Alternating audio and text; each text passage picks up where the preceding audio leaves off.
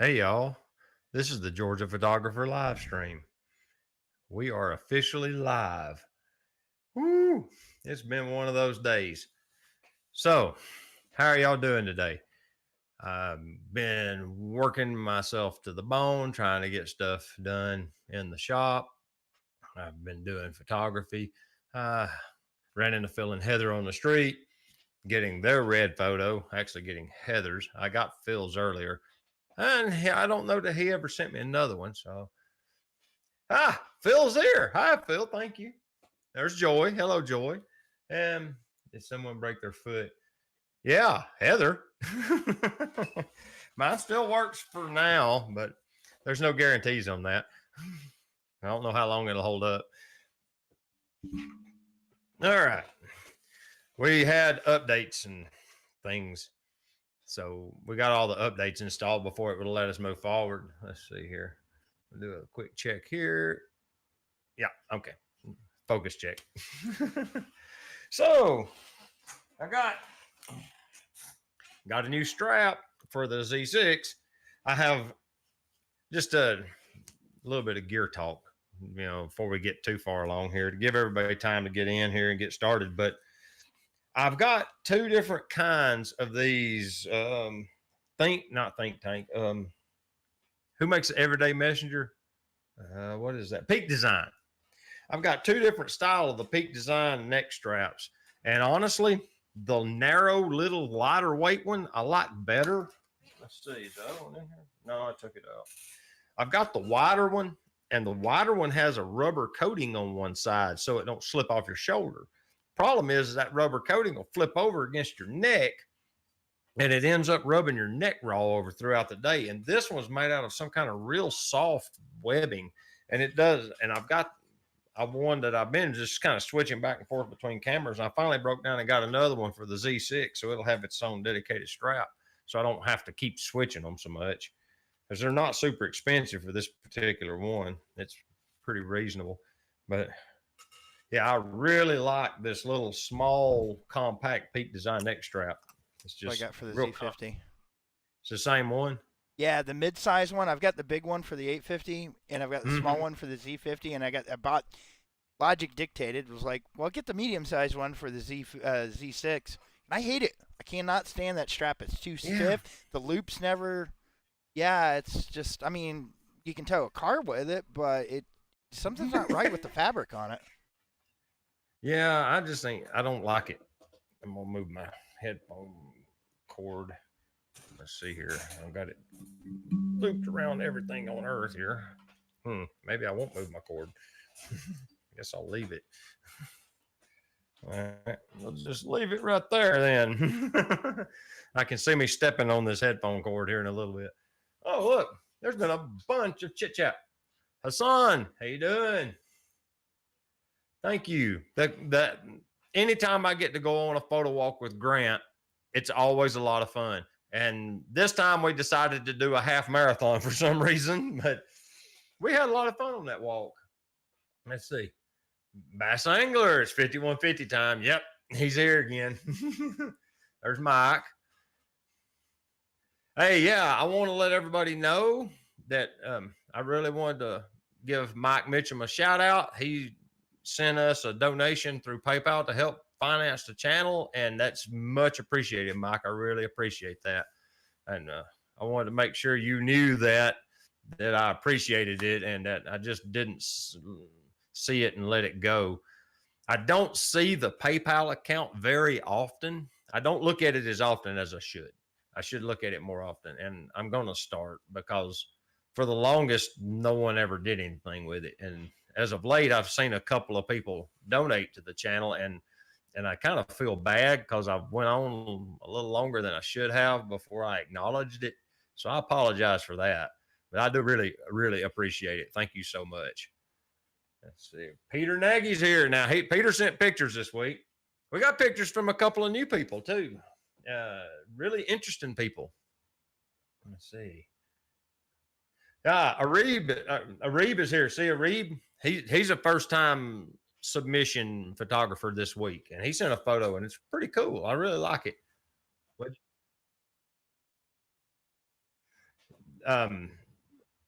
Okay, I'm not muted, am I? Oh, there's one for Phil's live stream challenge and one for mine at the end. Yeah. I hope you don't mind, Phil. I screen captured your splash screen and it just kind of cleaned it up where it was obviously a screenshot and put some text on it to notice, to make a note out of it. But it had all the pertinent data, so it was too easy. I was like, man, I don't want to have to retype all this. I'll just capture this. And so it's going to look very familiar. Let's see. TV's here tonight. Hey, TV. I seen your picture too. I was really proud to see that. I ain't seen a photo from you in a little bit. Let's see. Man, Phil, Mike said during COVID, me and you are the highlights of his week. Just think about that for a minute. I'm sorry, Mike. We're going to have to step our game up now. He's done put the heat on us, both of us.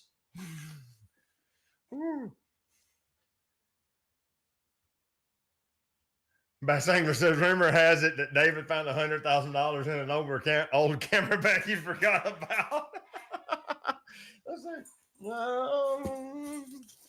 Z6, L bracket, 4 set Z6, 20 mil lens that I've used in quite a few videos. No money. I finally used this 135 millimeter I bought from a gentleman over here on the mountain. It was in a Cameron Coffee vlog. I got this one, the 50 millimeter f1.4 and the 28 millimeter f3.5, I believe it was. It's like a kit from 1975 that came with the camera. And I finally got out and used this lens on him. I cleaned the lenses up. He was a smoker, so the lenses were a little bit grungy. It was a little tacky. So I cleaned all that up good. And it takes actually fairly good images once you stop it down to f4. At f2.8, it wants to kind of bloom or flare or whatever that haze is it's on that they show, because it's not like a real high quality lens. It's an okay lens, but it's not super high quality. But I done my video. I got it in the can. I just haven't finished editing it yet. That's on its way. Yeah, Joy said, no pressure. He said, had. You're probably talking about this one anyway. Oh. Let's see here. Poor Mike. Yes, no pressure. Yeah.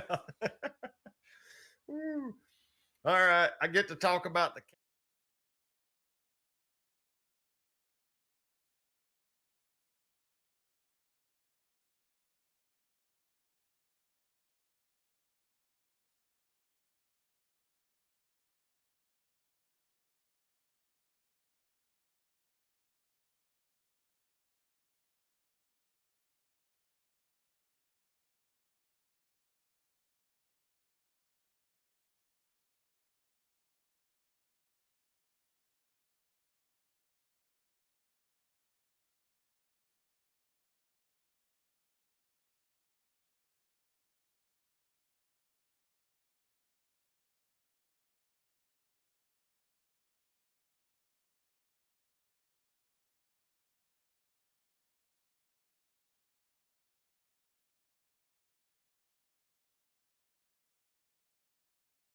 Got no audio. Yeah, I don't know. Everybody, no audio, no audio.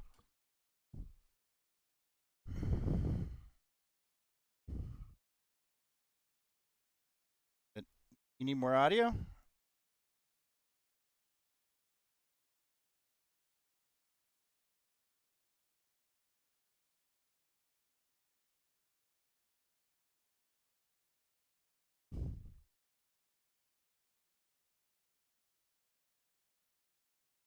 Clip it in the red.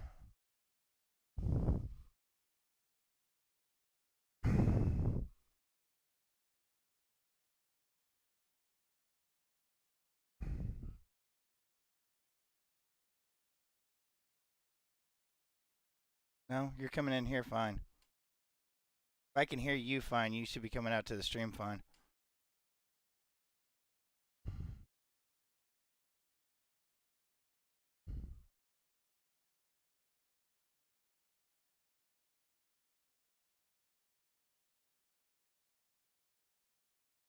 Thanks.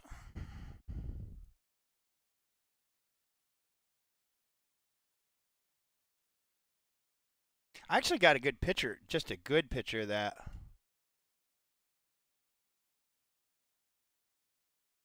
Not muted.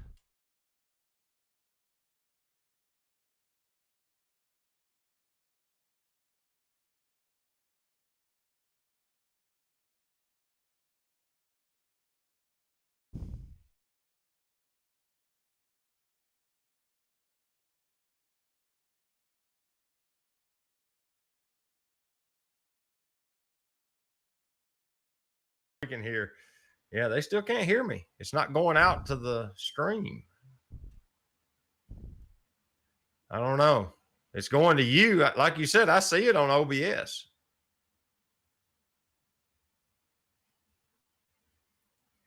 It says he's back. There you go. I don't know.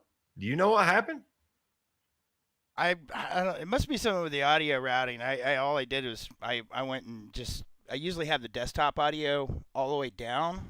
Yeah. I guess something with the audio chain since the update is now instead of me telling it to grab the audio directly out of Discord, now it wants to grab it out of the desktop. So you're coming in through two channels. So if you see the desktop audio, usually I have it muted so you don't hear like any Windows notifications or anything. Oh, okay. Huh. Now, if you see your two VU meters, they're bouncing back and forth. The desktop audio is what's going out for some reason. I don't know. I'll have to figure it out. Interesting. Yeah. All right. Quit punching buttons, David.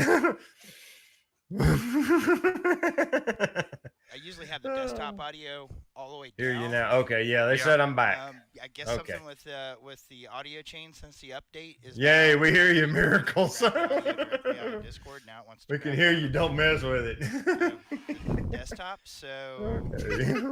you're coming. Hi, Sierra. So if you see Sierra's watching. Audio, she called me, and I didn't realize she was probably calling to tell me I didn't have any audio. Now, if you see your two VU meters, they're bouncing back and forth. The desktop audio. We went on a street photography shoot the other day, and she didn't want the Z6 for a change. She normally grabs the Z6 when she does portrait photography of herself. The Georgia and what she'll do is she'll use my iPhone or hers and use the app to figure her compositions and to do focus and take the pictures with the timer, and then she'll do them in all kinds of interesting locations. She'll go out in fields of flowers and things like that and just set it up and do photography. But the other day we went and shot street, and she actually wanted the XT3. Kind of surprised me. Yeah. Says hearing Aaron in delay. Interesting. Probably because of this Nikon thing. Oh, because you're using that software app, aren't you? Yeah, but I don't know. I mean, if it's out of sync, it can't be out that far. Yeah. So are we gonna talk about photography, or are we just gonna critique streaming audio issues tonight? Well, this is kind of photography-ish. Oh. Says hearing Aaron in delay. Did you see where Tony and Chelsea reviewed those Canon RF F11 lenses? No, actually, I haven't watched any of that. I've barely been able to do anything other than work and occasionally go out and take a couple pictures. They actually did a pretty cool review. I got to give them kudos. It was it wasn't like lopsided to one, towards whatever brand they were being sponsored by. But they kind of did it anecdotally. It was kind of entertaining. They did like the pros and cons. So Chelsea's running the little F11 lenses, and Tony's got the 600 millimeter F4 on the D850. So it looks like, he's got a main battle gun off a tank in his hands, And of course, the D850 smoked them f11 lenses, because it's got a 600 millimeter f4 on it, and but it's like basically at the end he said there's no replacement for big glass, no matter how fancy the tech might seem to be.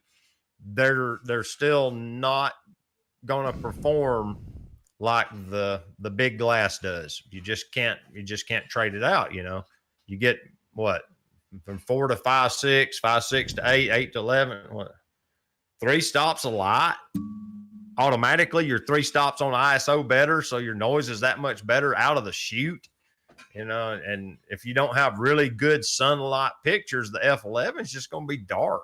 It's just going to be hard to work with. So they made a good point, but Chelsea also made the point she could hold it up with like 3 fingers. And so if you was going to just be walking around like scouting, maybe you're scouting a new area that you just potentially want to go out and do wildlife photos, you could carry that and it wouldn't kill you. And you would still have, 600, 800 millimeters handy. If you did just happen up on a good, photo, you would have something there to get the photo with. So, so there was kind of a good case both ways. But at the end of the day, if you were serious about your landscape or your wildlife, then the big glass is the way to go. Of course, not everybody can afford a $16,000 600 millimeter f4 lens, but is there one unused photo pro up at Roberts? It was like some Nikon. Oh God, I can't remember. It's some like f2, f2.8, and they want to use this. It's going for 20 grand. What? An f2.8? Let me see if I can find it. See what it was. It was like crazy. I was like, wow. I'm glad I don't have money to buy that thing. That thing has to look like that 55-gallon drum with a lens mount on one end of it. It would be enormous. Dude, that'd be a huge piece of glass. Mike says, yeah. Hassan says no replacement for displacement. Yeah, there's nothing.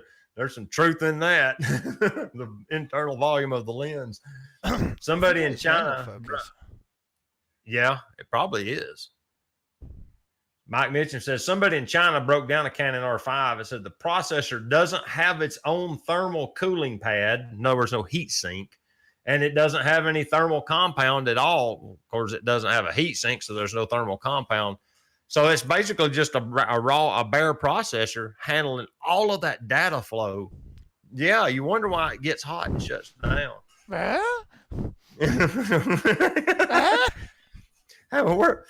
Heat? What's that? What was it? The Panasonic, was it S1H, has cooling fans for that problem? Oh, look, the mad photographer's done jumped in. He says computational photography will replace big glass, especially when AI comes in. Ooh. So basically, you could do that now with Photoshop, right?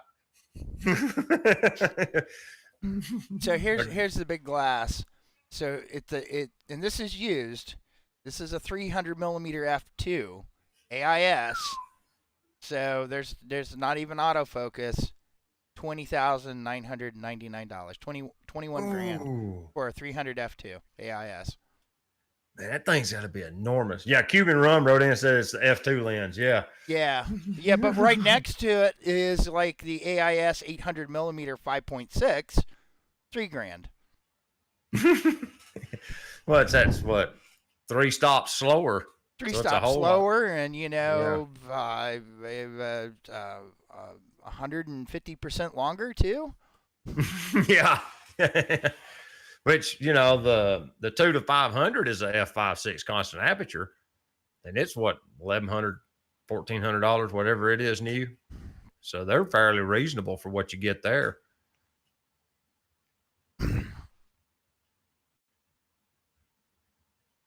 Nikki said nobody uses 600 millimeter for landscape.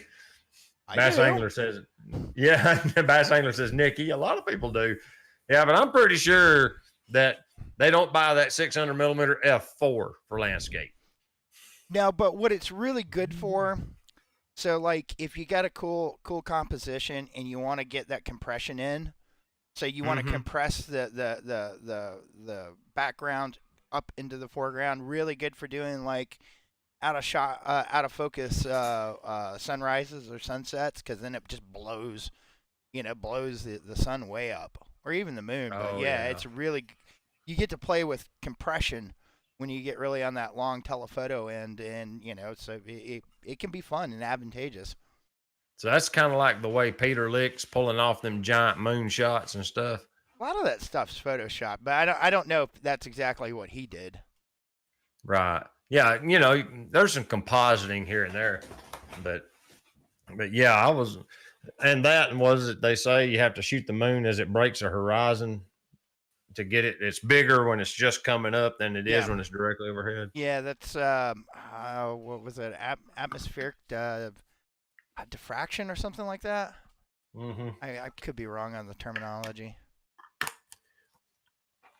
That's also why if you take a picture of the moon when it's coming up, it always kind of looks elliptical too.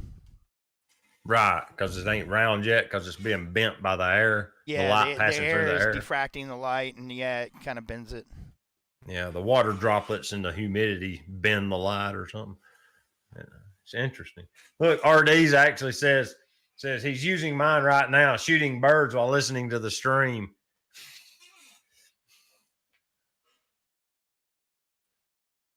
Let's see. For wildlife, yes. For many other applications, yes, but not for landscape. Man, I do photos. This expensive, cost 18. Woo, never use it. Never used more than 200 millimeters for landscape ever. Which I don't know that I've ever. I think normally I end up with really short focal lengths for my landscape stuff. I mean, I used 20 millimeter almost that whole trip last fall with me and you. That was one of them deals where I put that on the D810 and just ran it the whole weekend. Maybe once or twice I got out something different. But man, I like this little 20 millimeter though. I'm using my 28 millimeter. Yeah, my 28 millimeter AIS is probably one of my favorite lenses ever. That's what I'm using right now on the Z6. Nice. I'm using the 24 millimeter f2.8 AIS on the D810. That's my streaming rig currently. Seems to work really well. The field of view looks good.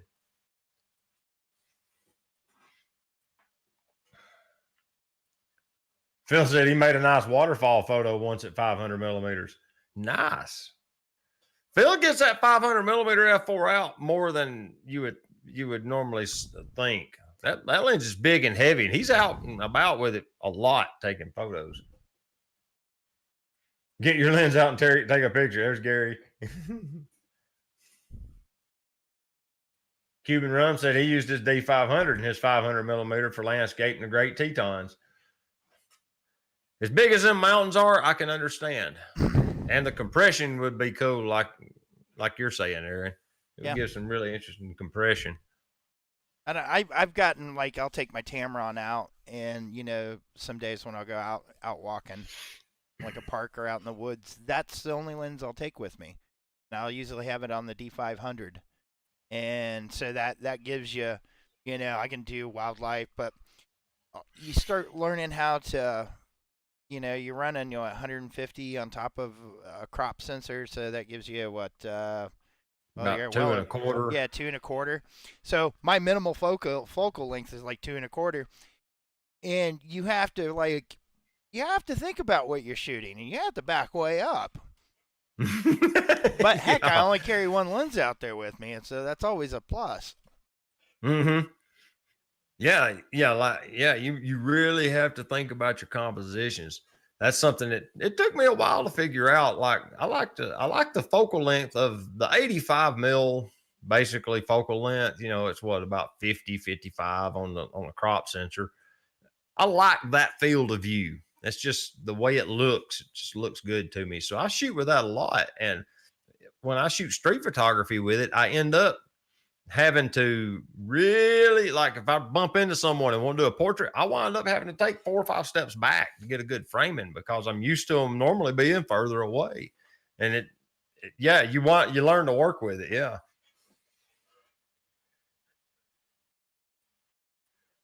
All right. Well, we got quite a few photos in the queue, don't we? You Uh, guys want to see some pictures? 28. Yeah. All right. I'm going to jump tracks over to the photo challenge. This week's challenge was the color red. You guys sent incredible photos with red as the theme.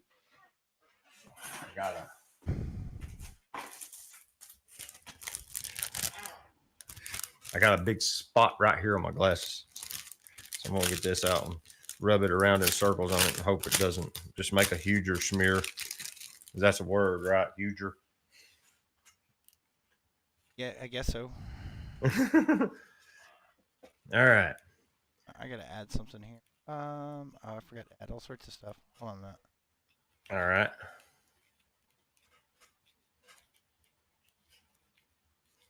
Now, some of you wasn't able to get out and get a photo. The whole COVID thing is still playing out differently in different parts of the world. I found that out in last week's video. We was talking in the chat, in the comment section, and it came up that one of the viewers still has a bunch of well, they just had a bunch of family pass away because of it and that are real sick, and that where they are, wherever they're at in the country, it's still a really big problem. And around here, it really isn't that much. It's, you still have the whole, you see mask wearing and things like that, but for the most part, it's kind of like life is back to normal mostly. You know, you have a little bit of oddities, and when you go into the coffee shops, they got a sheet of plexiglass at the cash register now, and you hand the money around it, but and things like that. But for the most part, it's kind of normal here. But there's lots of places where it isn't, and some of you guys wasn't able to get outside and go wander around like I can. So kudos to you for coming up with what you came up with, because this is some really interesting photos. All right, I'm gonna jump over here to GP stream. No, there we go. We're on photos now. All right, I'm gonna pop this up. There it is. I'm gonna drag these to here, and then I'm gonna make them a little bigger like that. There we go. All right, first one is Thomas Millard sent that one. And I think this is his first time submitting photos. It might not be, but I think it is. And I like this. I like the whole thing about it because it's like a heavy hitter prime color photo. And I've always been a big fan of like 2 and 3 prime colors in a photo. And he's got yellow, red, and blue all in one picture. You know, and the yellow's borderlining on orange, but it's still yellow in my book. And I like this photo. It's got a Quentin Tarantino field. It does, doesn't it? Right out of the movie Kill Bill. That's what it looks like. You expect to see Uma Thurman to walk out of that building any minute. It does. That's pretty cool. Who's next? Gary Arbuckle. Yes. Isn't that awesome? Yeah, it looks like a Ren Fair. Yeah, I think Gary's actually one of the people who gave me, let's see, Circuit of Americas. I don't know which one is which, just to tell you the truth. He's got 4. One is, it says photo number 1. Are they numbered? It's number 2. Okay, number 2 is Round Rock, Texas, 4th of July parade in 2019. Look at that hair. Isn't that awesome?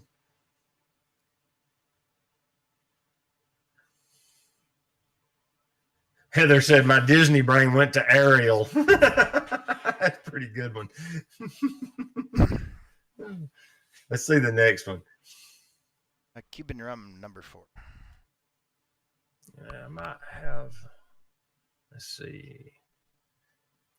Says he gave me basically specs from the camera. He shot all of his cameras with a Z7. This is with the 24-70 f2.8 at 70 mil. He's at f5 or f6.3, 1/8 of a second, and ISO 64. Look at the detail in these flowers, dude. Still kicking myself in the butt. I got that. I could have got picked up the 24 to 70 Z mount, but I bought that Vivitar instead. Which he's shooting the 2.8, which is a nicer lens still than my f4. But man, look at that. That's incredible. Let's see the next one. Cuban rub. This one is with the 24 to 70 at 70 millimeters, f9, 1/60th of a second, and ISO 200. Man, that Z7 is an amazing camera. Man, I love the photos.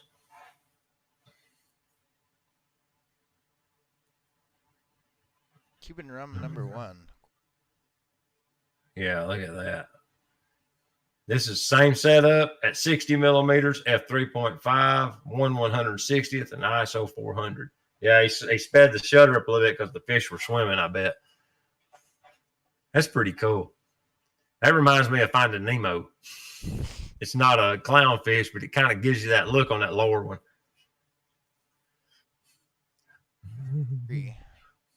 Red. Yeah, it is. This is he's got a different lens this time. He's running the 105 f2.5 AIS wide open with the F to Z at ISO 200. So this is with a vintage lens on the Z7. And who was it? Someone told me that the old glass won't project fine detail onto the modern sensors. Is that so? Looks detailed enough for my eyes. No kidding. You put that on paper. I mean, I'm getting to the point where I'm not sure if the printers can resolve the resolution that we're getting out of these sensors. Only if you print very large. Yeah, very large. Because you know that the printer, if you printed that literally 11 by 14, it would compress the dot matrix probably 10 to 1 or more. Because I've printed some fairly heavily cropped images that were only 8 or 9 megabyte files, printed them on 11 by 14, and they were beautiful. You can get amazing resolution out of reasonable size prints easily. This thing is what, 50 megapixels, 47? Isn't that what the Z7 is? Yeah, I think it's just a few. It's like a couple more than a D850, isn't it? Like right there with it, I believe. Yeah, it's up there. Yeah, so you could print this 30 by 40 and it would be very crisp. Beautiful photo. Yeah, Cuban said it's 47. It's amazing. Bass Angler said, I think that was Amar. I think it was Ted Forbes, but okay. Did I say that out loud? It's Gary Arbuckle. Nice. Let's see if he's got a story behind his. What number is it? 4. 4 is Circuit of America's Vintage Car Races. He shot his with the Z6 24 to f2.8. He says overkill. That's what he says on the statement. I wonder if that's the name of the car or if that's this. Oh, he's talking about the guy with the camera in the camera picture. Next to he's shooting it with a 2 to 5. That's a good one, Gary. He's probably actually taking a picture of the car next to it. Yeah, and getting some kind of detail shot on it. Yeah, because he's shooting way out. I mean, what is that? He's got a 20. Looks like he's got a 24 to 70 and a 2 to 500. I don't know. Mm-hmm. I can't. Hold on, let me look. No, that's got feet on it. That might be the 70 to 200. I don't know those Nikon G lenses too well. Yeah, I think that's the 70 to 200 f2.8 from the looks of things. Gary says he's shooting the red car. Good grief. says 200 millimeter. Okay. Wow. Well, that's what we like to call telephoto macro. I've done that. I've done, like I told you, me walking around with my just that 150 to 600. I've done that. I mean, I got to get 10 feet back to be able to focus on something, but you can still get a really good photo. I've done a few photos like that with my 2 to 500 on the side of the road. Who is this? This is Peter. Red number 2. Peter Nagy? Yep. Let's see here. Is this the right one? No, this is red number 3.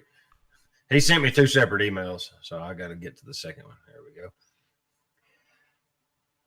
He said all the photos were taken with his D700, his 70 to 300 variable aperture G lens, no tripods, and none of the photos are sharp. I never have a sharp image with this lens at the long end, no matter tripod or not.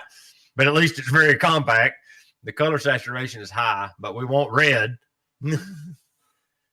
Yeah, I like it. It kind of gives you that Christmas vibe, you know? I like it. Very Arbuckle.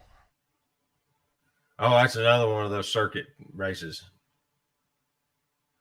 Let's see. Yeah, these are all Circuit of America.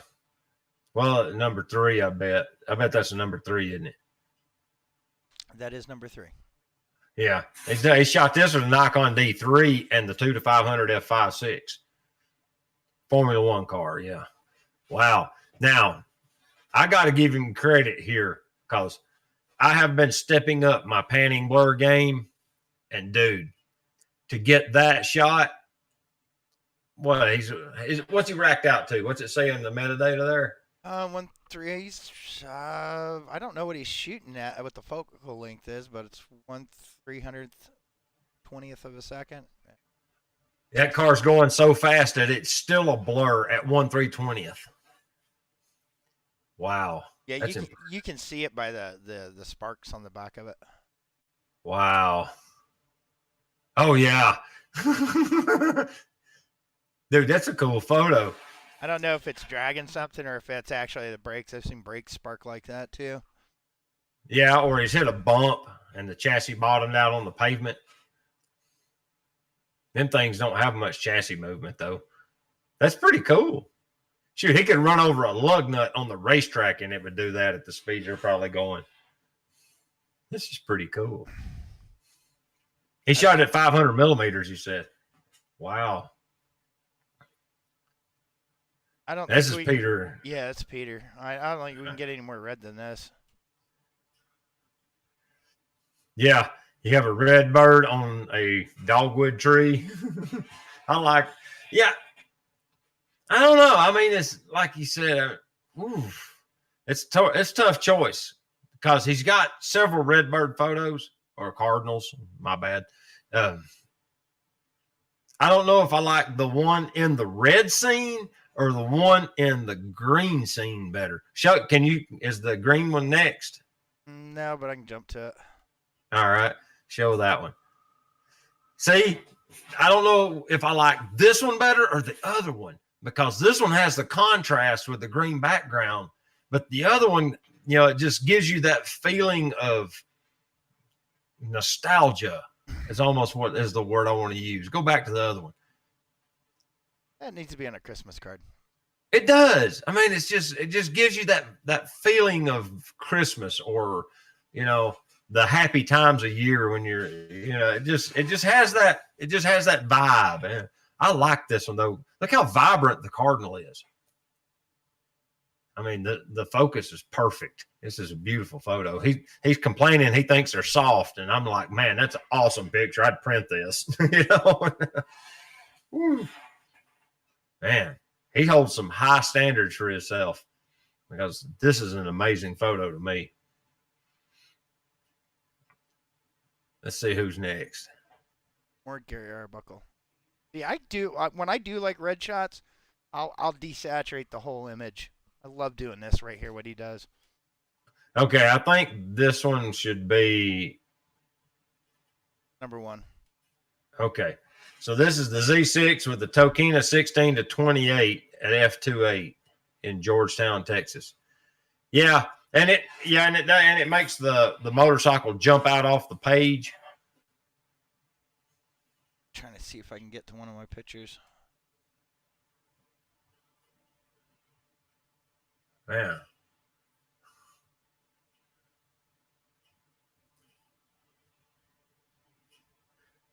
All right, RD, thank you for coming by. Sorry that you couldn't stay longer.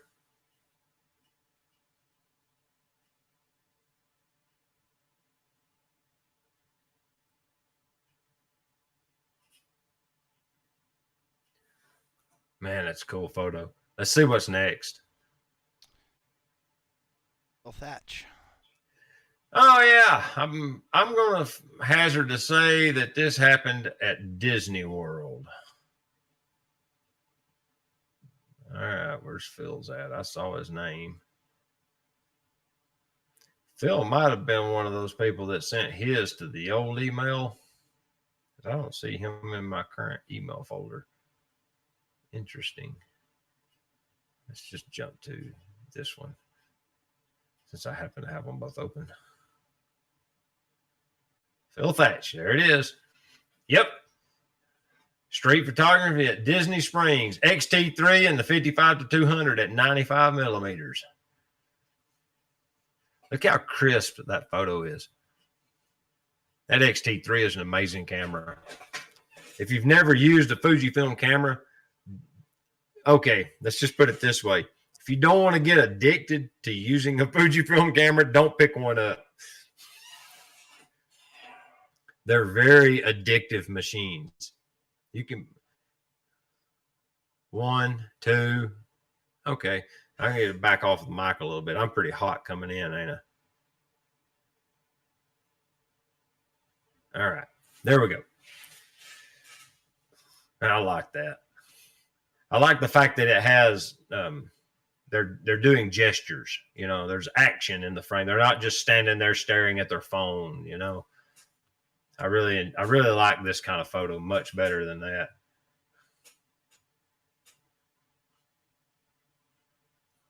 Let's see the next one. Tim Christie. Say that again. Tim Thirsty, sorry. Tim, this is Tim Cotter. Oh, it's Tim C. Thirsty Thirsty Cardinal. Yeah.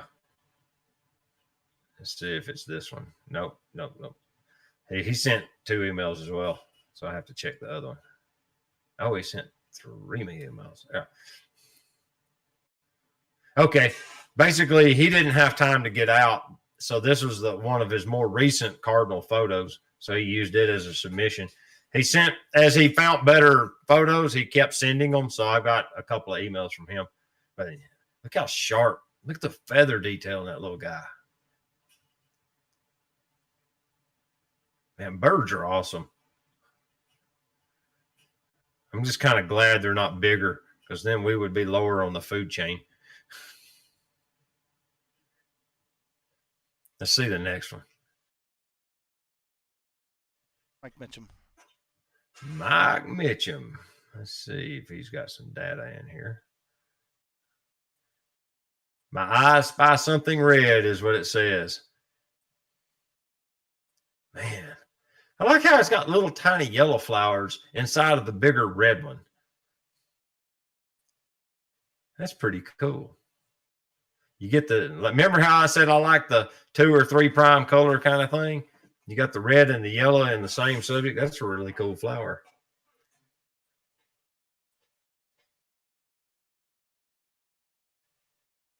Man, that's cool.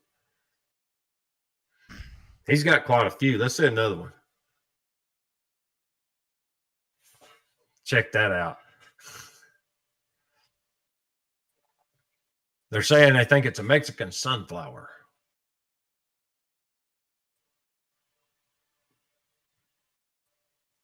That's weird how it starts out closed up like that. Zinnias. Joey Adams come in. Let's see. if it wasn't for these people watching this stream, I would have no idea what most of this stuff was. Let's see the next one.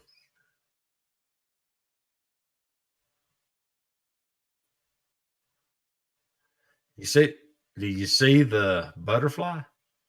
Or is it a moth or whatever it is? Kind of chilling on the side of that flower.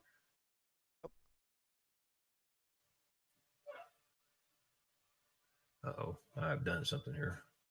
There we go. All right. That's a pretty cool photo. Anytime you can catch a butterfly just kind of hanging out, that's awesome. She who must be obeyed, says Xenia's.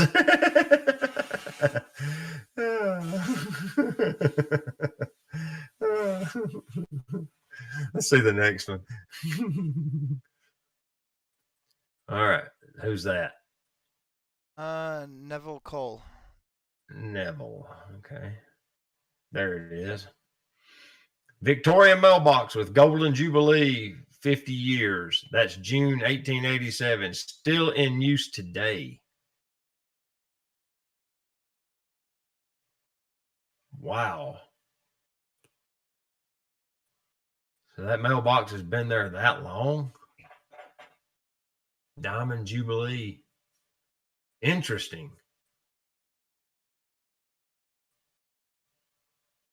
I guarantee you they don't last that long in the U.S. People get out there with baseball bats and destroy them way before that. That's incredible. The history on this photo makes it cool. I like the red. I mean, that's just in your face, fire engine red. That's just awesome.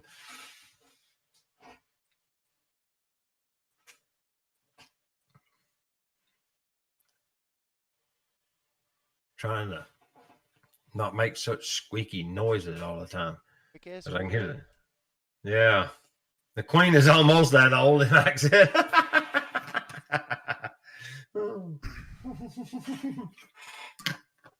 No. When did she ascend the throne? It was in like the 50s or 40s. She'd been the queen forever. After World War II, wasn't it? Yeah. Was it? Yeah, it was after. Late.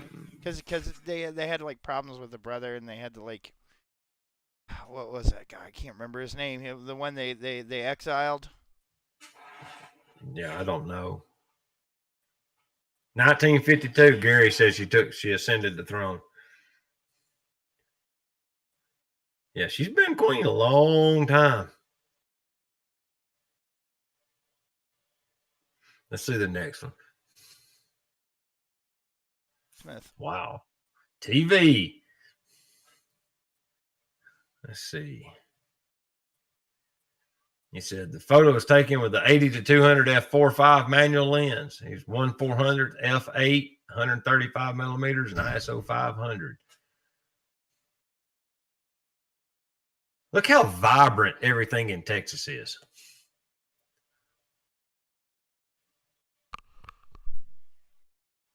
This also goes to prove that you don't have to have soft diffuse light to get a good looking photo of something. Because this is direct sun. Look at all the shadows cast by all the leaves on the plants surrounding it. It actually almost makes it jump off the background because of it.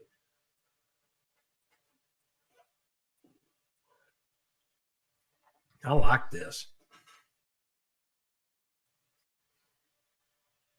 Yeah, Phil Thatch said it right. TV has all the cool flowers.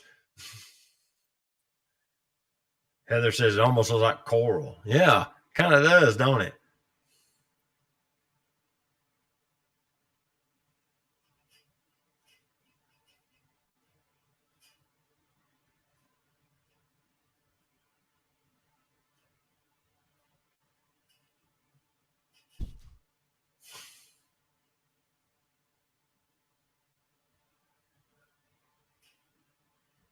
Mad photographer. Yeah. Teenagers will get on the back roads in the rural areas, and it's some kind of game. They'll ride down the road. I don't know if they do it up in Indiana where you are or down in Florida where you grew up. But here in Georgia, I was talking to Aaron there for a second. But here in Georgia, they'll ride down the back roads in the country at night and they'll drink a bunch of beer and they'll get about half drunk and then they'll get out a baseball bat and they'll try to knock the mailboxes off the post as they go down the road.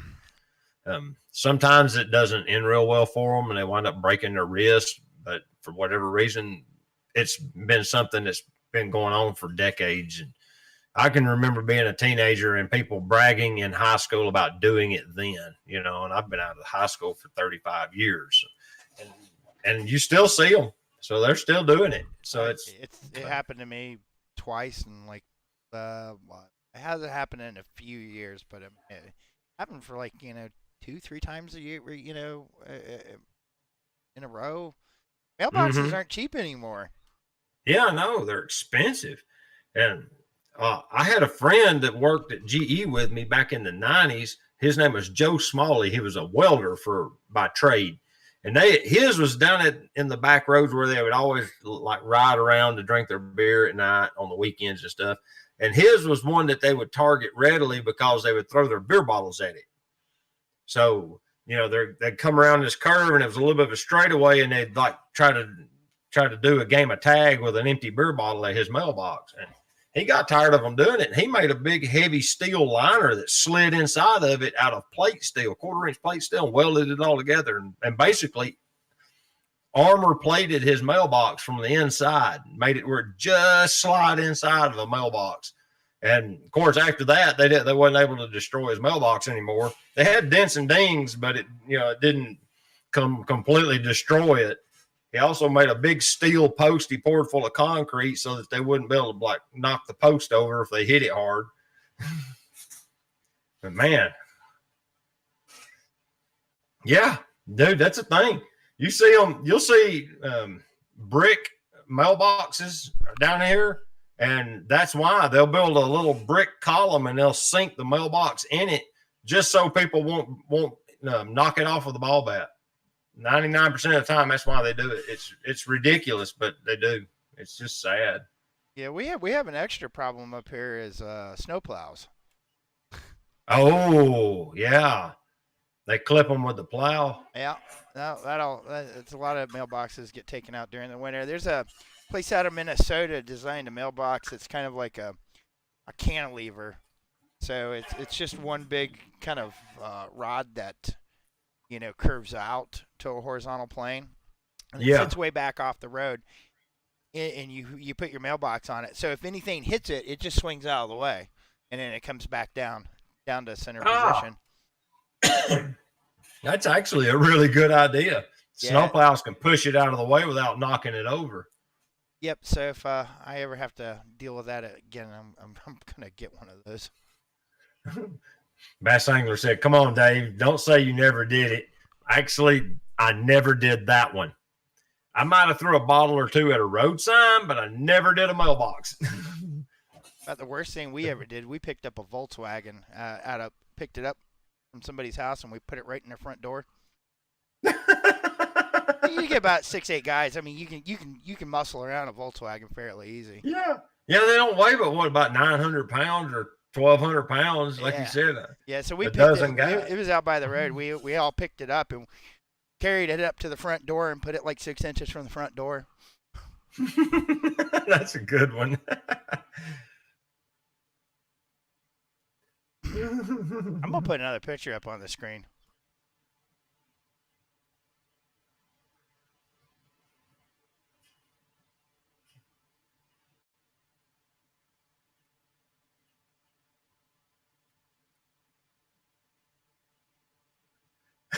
Phil Thatch said, guy in my neighborhood, when he was a kid, kept having kids hit his garbage cans, apparently with cars. He said, back when the cans were metal, he said, so the guy filled one with concrete. Kids totaled their car the next time they tried it. That will straight basically single out the person doing it. You will basically tell on yourself then.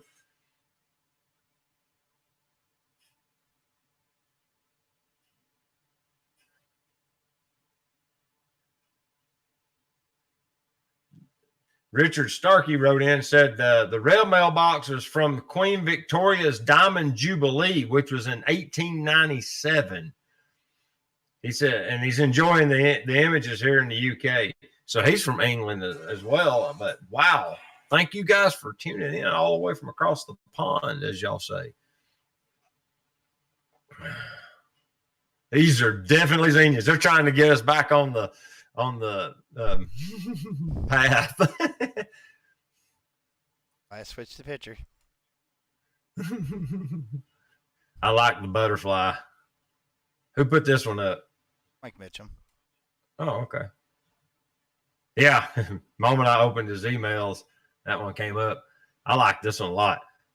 Like I said, anytime you can catch a butterfly on the image, it's awesome.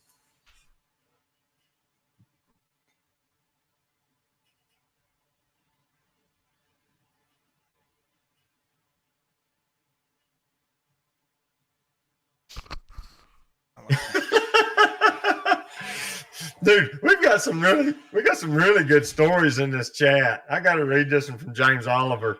He said, we put a dead buzzard that had spent a week inside a plastic bag on top of a hill inside our assistant principal's mailbox. He said, when we came by the next day, the box had been cut from the post. He didn't even want to touch it. He just sawed it down. That's a good one, James.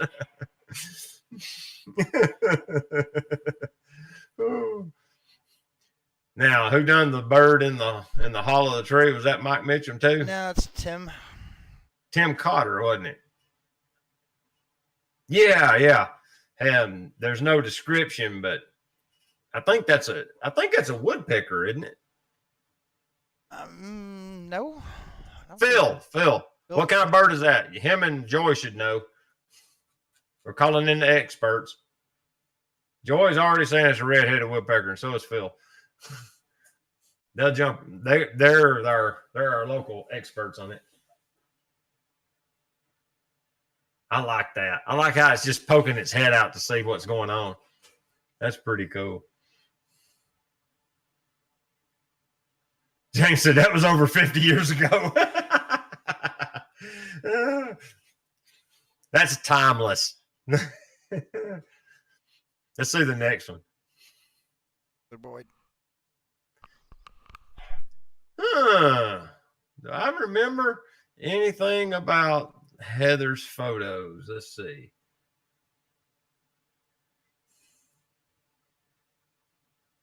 I don't remember this photo, but I like this. If I had taken this photo, I would put it in my weekly vlog that I have on my webpage about street photography. This is cool. Capturing the bicycle right between the two train depot or train station bus, what do you call them, benches. That's awesome. Let's see her other one. Here you go. Red on red. I like it. I'm just going to be, I'm biased though. The street photography with the bicycle got me. That was my favorite. I'm sorry that this is cool, but that one's cooler.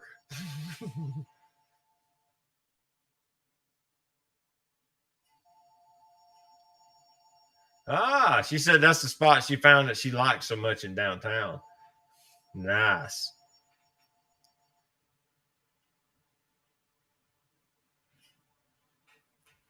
Let's see the next one.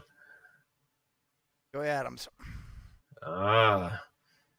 Joy is on her game as usual. Let me get down here to hers. Let's see. All the pictures are from Old Car City, USA in White, Georgia. The red Cadillac and the bees in the gas tank. Oh, I see them now. We're taken last spring using the 7200 with my lens I have since sold to Phil Thatch, the Nikon 105. You got that close with a 105 to get that? Wow, that was bold. Them look like yellow jackets. Or are they honeybees? No, they're honeybees. Okay. That's kind of interesting that they nested inside of the gas tank spout. The red and yellow pickup was this spring in 2020 using the D7500 and the one lens to rule them all, the Tamron 18-400.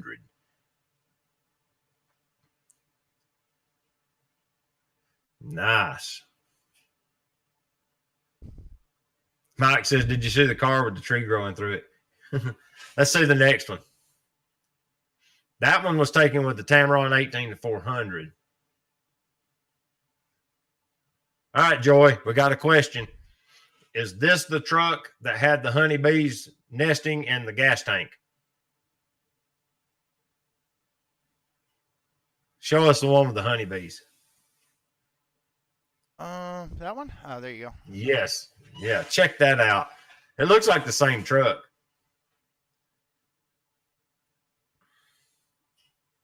Oh, it's not. Ah, interesting.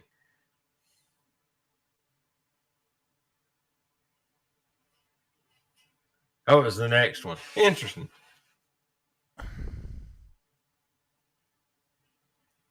One is Arib.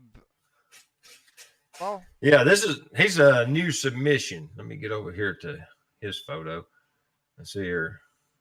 All right.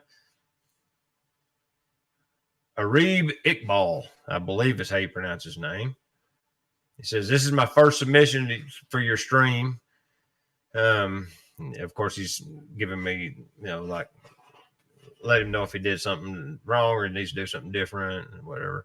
I didn't have time these 2 weeks to take a photo dealing with red, but I took this photo before you brought up the challenge.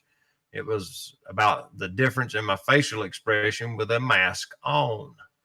And the reason he's sending it is he edited it because he tried something he hadn't done before, and he tried using split toning with the red colors, which I normally don't do, to match the shirt, and I really enjoyed the result.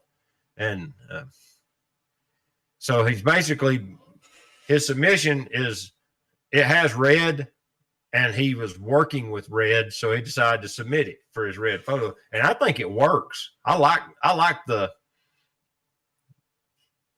behind the scenes kind of aspect of the photo as well. I like it. I like it a lot. Thank you for sending the photo. I really appreciate your submission because that's cool.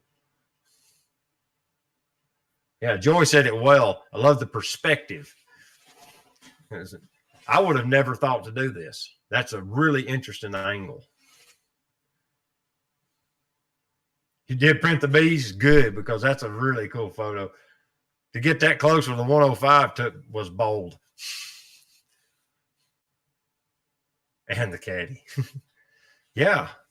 Thank you, Reeb. I appreciate you sending in a photo.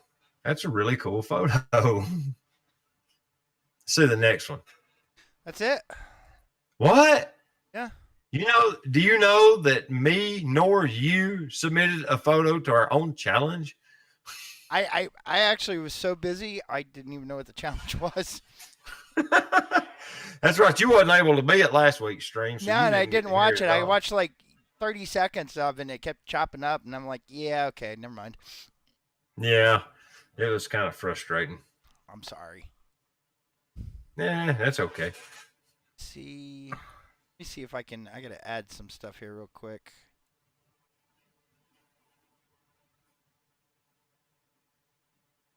Do this. Hold on. Let's see if I can just.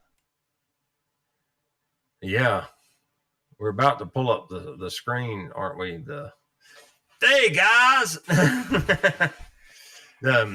Oh, you can see my stream better now, can't you? Yeah, I can see what you're doing because I've got that screen pulled up, and I've just got the chat popped out beside it so I can see the chat. But you guys bring up some really awesome stuff. You bringing up the splash screen for next week's?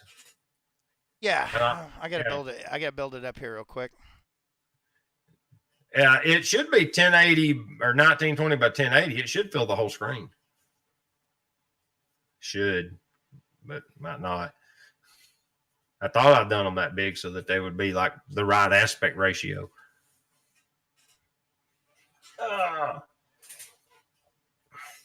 All right. I got a question for you guys while he gets the little screens together. I'm going to go ahead and tell you next week's challenge, and I believe it's on well, I'm going to confirm that before I say it because I've got two ideas that I'm kicking the idea around about, and I don't want to mess up one and send the wrong one first. Let's see. Yes, that's what I thought. All right, you ready? Kick it in. There you go. All right. Next week's challenge is gestures. You're going to send your photo to gpstreamphotos@gmail, just like we did last week. Let's see here. Yep.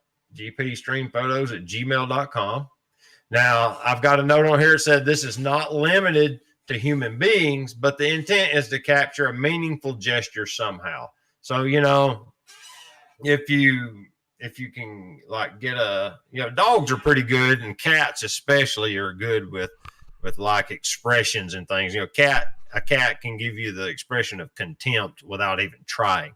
So if you can come up with something, and you don't have a human subject, use what you got. It's okay. I'm not going to be picky. The whole point is to generate creativity. If you come up with something creative that doesn't use people, then that all the better.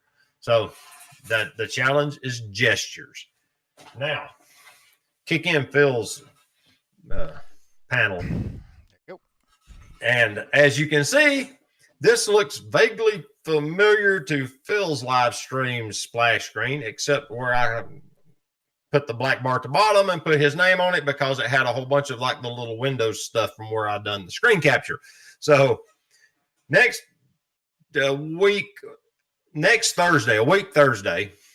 Phil's stream will go hot at 6 p.m. Eastern on August 20th. His challenge is water or liquid. So anything water or liquid based. I didn't hear him when I was watching his stream. I didn't hear him put any further limitations on it other than water. So if you've got a glass of water, pouring water, taking a shower, maybe it's probably G-rated. You get the idea. I'm pretty sure he might have had in his head waterfalls or running streams or something, but I didn't see him. He didn't put any limits on it. So you'll send those to Phil's Stream Pics, and it's got one S in his text. This way I didn't copy it wrong because last time I messed it up and put two S's, I think, at gmail.com. So it's Phil's Stream Pics at gmail.com. And he says, in the subject, put photo challenge. In the file name, put your name.jpg. Watermark your photo if you can, is what he's saying. So, and also he has high-speed internet, so he doesn't want you to down-res them. Like specifically, if you already do, he doesn't care. But if you want to send him full-res images, he's good with it because he's got a good internet connection there where he lives. So, yeah. So ours is gestures, and that'll be 2 weeks from today. I don't know the exact date. I don't have a calendar in front of me, but Phil's will be a week from Thursday on the 20th. So yeah, be sure you go over there to his channel too. If you like landscape photography, and if you like vlogs about the outdoors, if you like flowers or bird photography, any of that sort of thing, you need to go give Phil's channel a look. He also is a real big Disney aficionado. So there's a lot of Disney content on his channel if you're into Disney. So if it'd be worth your time to go just give it a look because he's really entertaining to watch. It's kind of fun to watch his videos, especially when he goes to Disney because he takes his camera literally everywhere. Like he took it down the water slide. So you get all of the video. It's pretty cool. So with that, we've wrapped all that up. Dude, we got 15 minutes left. Woohoo! How did we do that? I don't know. I no idea, man. And we got off to a late start too. Yeah. Man, that was fast. Bass Angler said, can those be one finger gestures? Let's see here. Just with this finger. Yeah. I don't know. technically, as long as it don't violate the YouTube guidelines, I guess, then if you're capturing like protesting, they're probably going to be using that. So I ain't going to say too much about it, but it needs to be. You get the point. Bass ain't gonna say it. I'm just joking.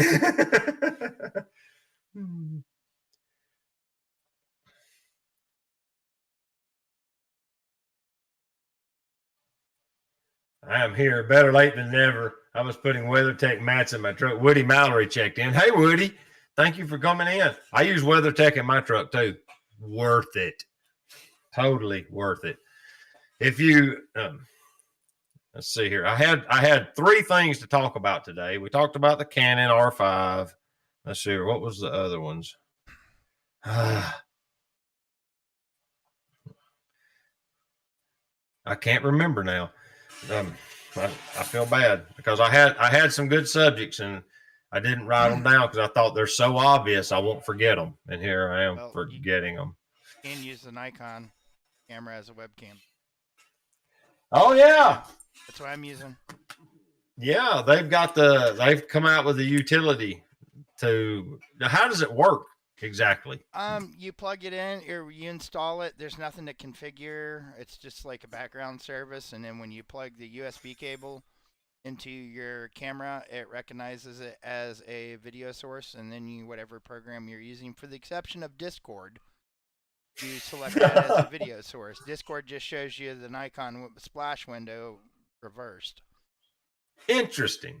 But like this or Zoom or something else, it doesn't seem like it's lagging too much. There's a little bit of a lag, like here. Yeah. There's a little bit of a lag, but I mean it's beta, not available for Mac yet. Mine's about the same. Looking at your screen, I mean the time delay for me to hear you and to see it move there was the same for me snapping my fingers. So yeah, it's not bad. Not great either. But it is free. It is free. Oddly enough, Nikon made something that was free. Which is unusual. Oh, I know one thing I was going to talk about. I think it was Ray Soldano gave me the hint that Nikon makes a adapter to go on the hot shoe of the Z6 that has a sync port on the front of it, so that if you run a sync cable, it actually has it's a little converter that turns your hot shoe into a sync port. So if you like to run cable to flash, I think it's like an NL12.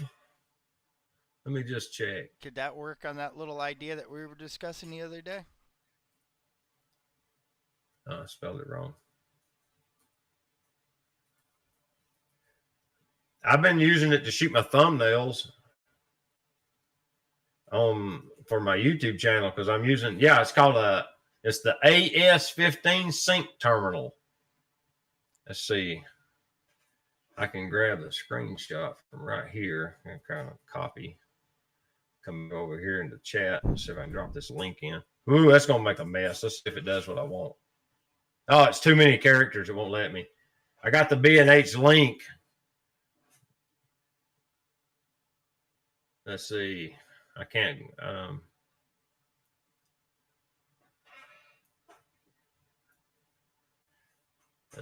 I can do this.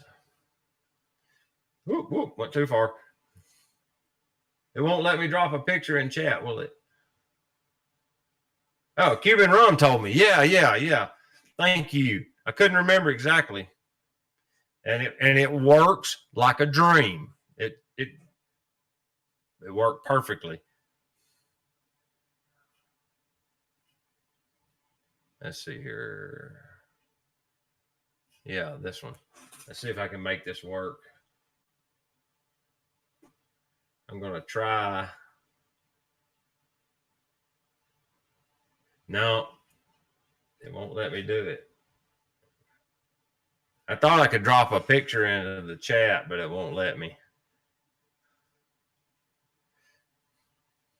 but it's called the AS-15 adapter, and it's got a sync port on the front. You just stick it on your hot shoe. It's just a little square module that I guess is wired through, and it works perfectly. I'm firing my AD200 with it, like I said, so I can use the soft box. I just hand hold it over the object, and I set it on my dining room table. That's how I get my thumbnails on my videos.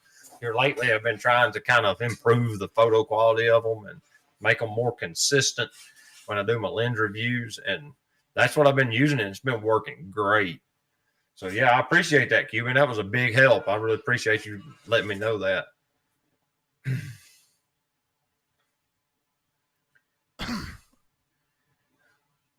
Randy, I don't know what I done.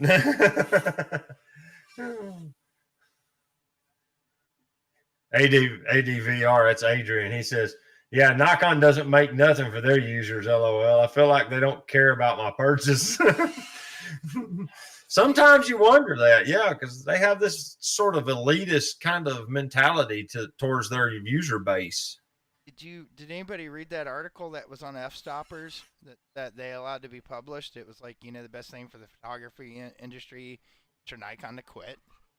Like, what sort of clickbaity stuff is that? Yeah, I bet that got, like you said, a bunch of clicks. Oh, it fired him up. It was like, swatting a hornet's nest with, a dozen baseball bats. Uh-huh. I mean, I'm sitting in a room surrounded by Nikon cameras. I'm filming on one, got another one. Yeah, they work. They work great. And then I was watching Matt Irwin. I don't know if y'all know who he is. He's like 10,000 subscribers. So he's, an intermediate channel. He's down from Australia, and he done a big, long, it wasn't a rant. It was more of a video chat, basically, with his camera, talking about why people really need to quit trying to judge a business on like 1/4's financials. That like keep saying Nikon's going under because they're losing money, and like they look at the last quarter's financial statement and it wasn't profitable in the camera division, but it's like they're too short-sighted to understand that there's a lot of upfront investment, especially in like this Z system. They have to develop the cameras, develop a set of lenses, launch that product, manufacture the product, launch the product. And yeah, they do take some pre-orders, but I guarantee you that doesn't offset all the engineering costs and, the tooling setup and all of that stuff. And then they want to sell some of that to kind of recover some of that investment before they spend a bunch of money making more lenses and more camera bodies and things like that. But they know to stay relevant, they've got to have at least some incremental releases along the way, hence the Z50 and the Z5.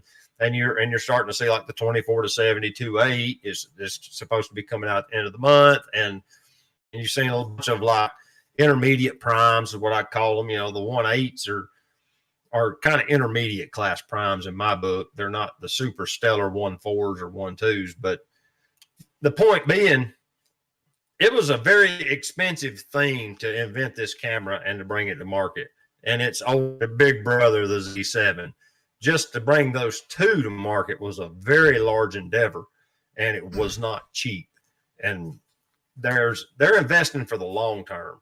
You're seeing a lot of lenses come out that every one of those lenses has a lot of engineering cost involved. It's not like they can just say, okay, we've made the 24-70, we'll just scale this and make the 70-200. It don't work that way. They have to do the whole optical formula is unique for each focal length. And, and then they have to have a bunch of meetings, if I had to guess, about, do we want to trade a little chromatic aberration here for cost in manufacturing there? And how much are we willing to accept in distortion on the edges? And, there was a bunch of that kind of conversation they have to deal with. And then they have to settle on a set of specs and, and then make prototypes and then test them. And all of that's expensive, very expensive. And you're seeing them continue to launch product. Companies that are headed out don't have huge roadmaps and fill them out. There was a bubble of digital camera buyers because it was the new thing. Film had been in use for 100 years when the digital camera hit the scene. Everybody was excited that you didn't have to buy film. So everybody jumped on the digital camera train. And that wave crested about 2010, 2012, somewhere in that time frame. And then that wave broke.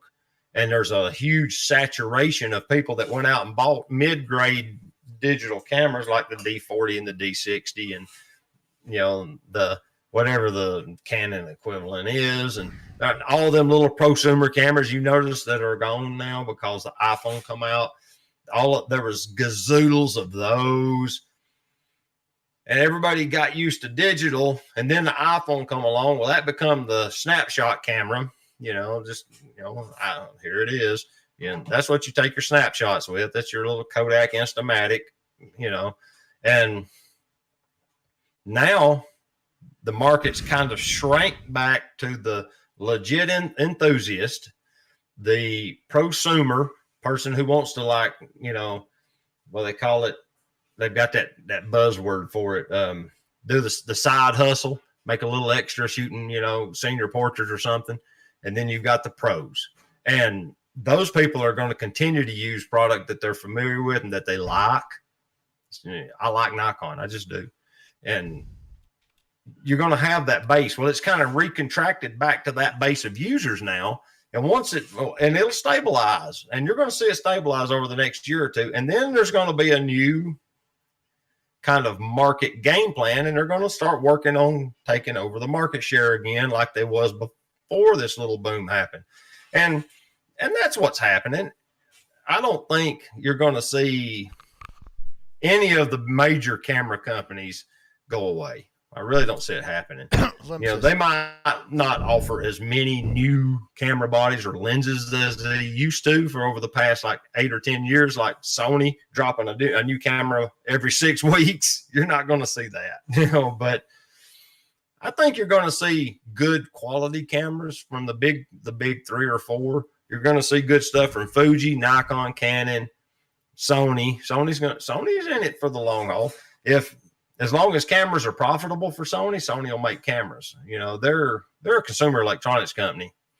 As long as that division is profitable, they'll continue to make it. But they'll cut it once it ain't profitable anymore. You just go ahead. Yeah, Olympus is they're still holding on. Yeah. At Roberts up here in Indy, they're still having Olympus is still sponsoring classes. They're still handing out cameras and doing walking shoots, all like a good majority of everything sponsored by Olympus. And I'm like, they supposed to be going out of business? So they may, who knows, Olympus may still actually hang on. I don't know. But what about Leica? You said the big four. Well, honestly, Leica is in its own different group. It is. They market to their own demographic. So that demographic is always going to be there.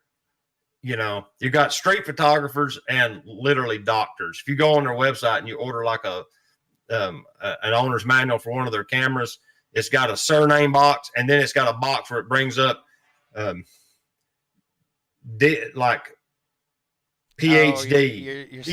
PhD, doctor, PhD. It's got, and it's kind of obvious what they're dealing with there. You can go on eBay and look at vintage lenses. You look at 2 lenses that are the exact same lens. One will be an M42 mount and another one will be an L39 for Leica. Mm-hmm. M42 will be $50. The L39 will be like $300.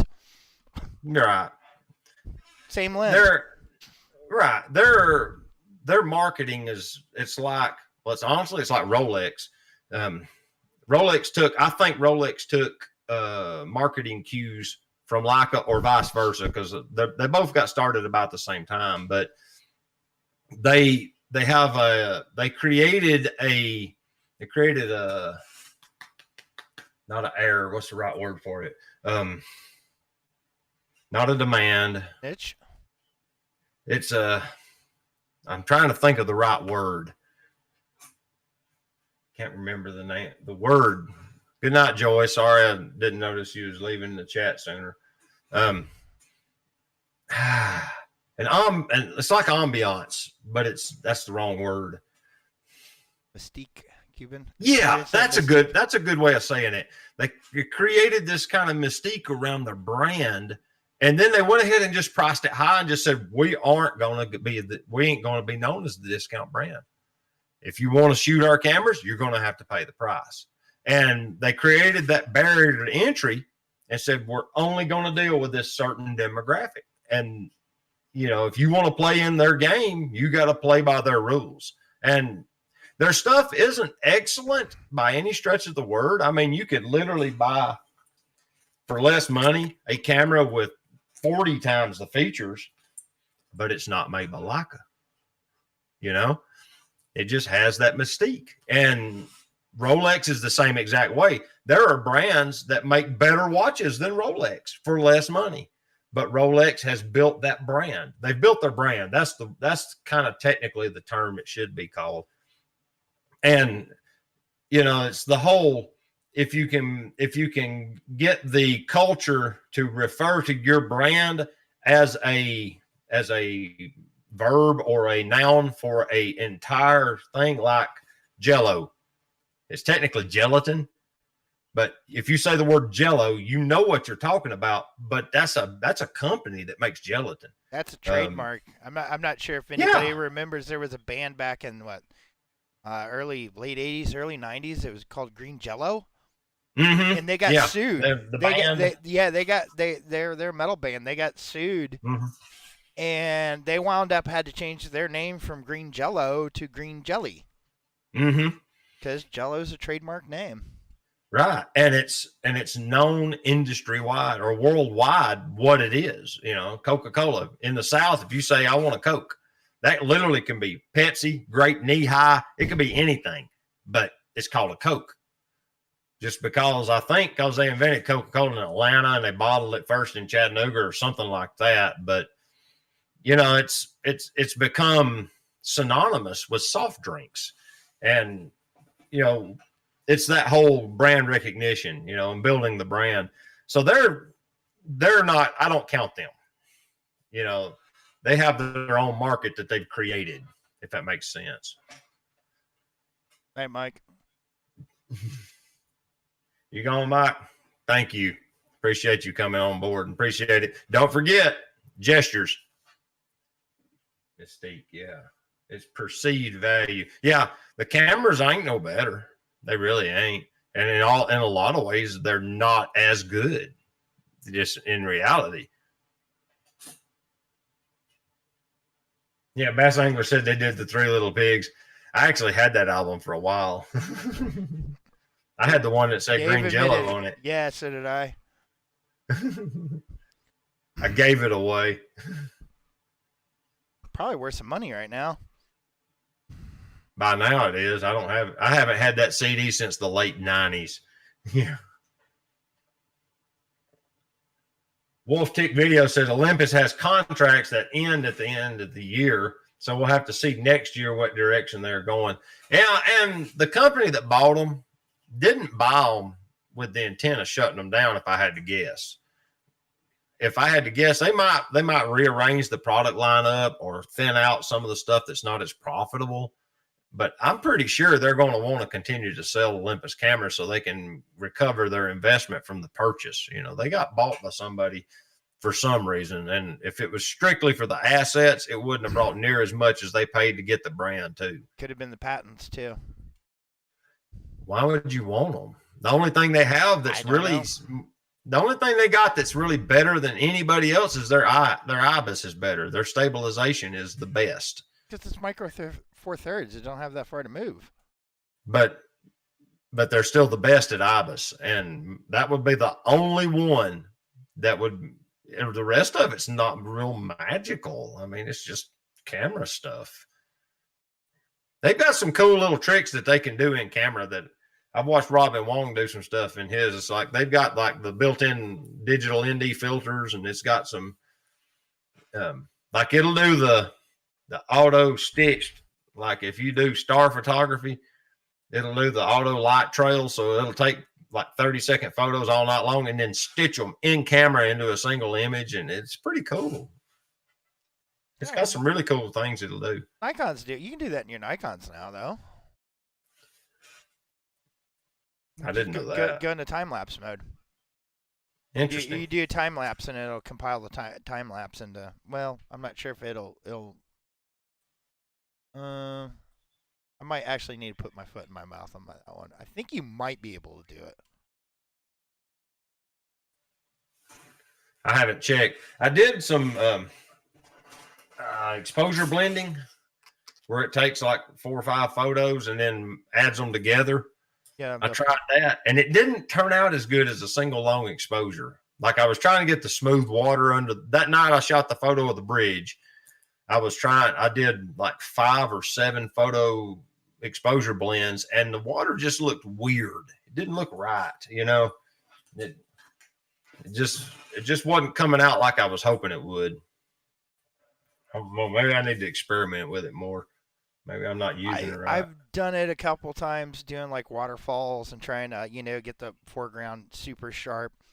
And I still find, even when I did that macro photo over the weekend, like I was playing around with On One, I still find doing it in Photoshop the best way to do it. So if you want to do like focus blending or stacking, whatever you want to do. Yeah. Still the best way. What now? I said still the best way. Yeah. I bought something. I bought some little piece of software. Oh, no. It was the Stitch panos. It wasn't for image stacking. I haven't messed around with stacking much. If you're going to do macro, you got to learn how to do it. I will admit that I'm kind of lazy when it comes to macro, and I don't do multiple depth exposures to get my focus depth and then add them together. And supposedly it's real easy in Photoshop, is it? It is a lot easier. The only thing I haven't tried it yet. I'm waiting for that Vivitar to come in this week, and then I'm gonna go back out and I'm gonna do another hard round of macro this weekend. Mm-hmm. Give that a whirl. Yeah, I'm gonna try Affinity once I get another set of images up, and then play around with that and see how it works. See if I can actually get it. So I mean, I know On One's pretty good stuff. It's not the best in all the areas, but they're still growing. But their focus stacking for macro photography is no, I didn't like it. It's not good enough. I mean, it's probably good for landscapes and product photography, but when you start getting all those weird little details and bokeh and stuff in there, it gets splotchy. Starts putting splotches in there, so it was.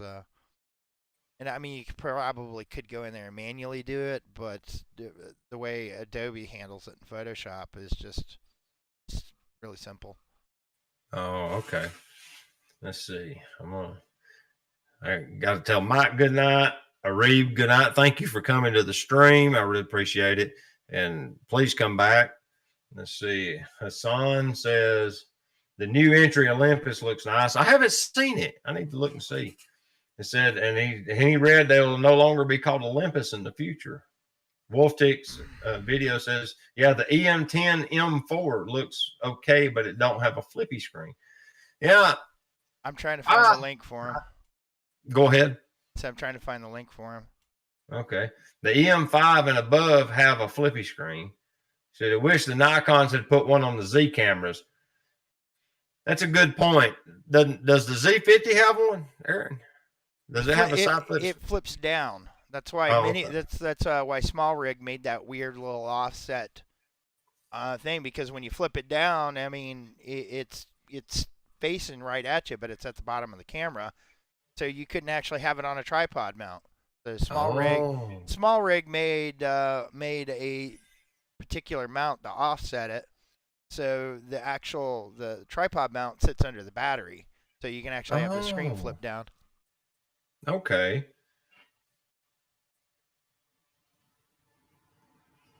Yeah, Hassan come back and said, yeah, the Z50 has one, but no, the Z6, all it does, it's photographer related. It flips up and it flips down at about 45 degrees, and that's all you get. Show him the mirror.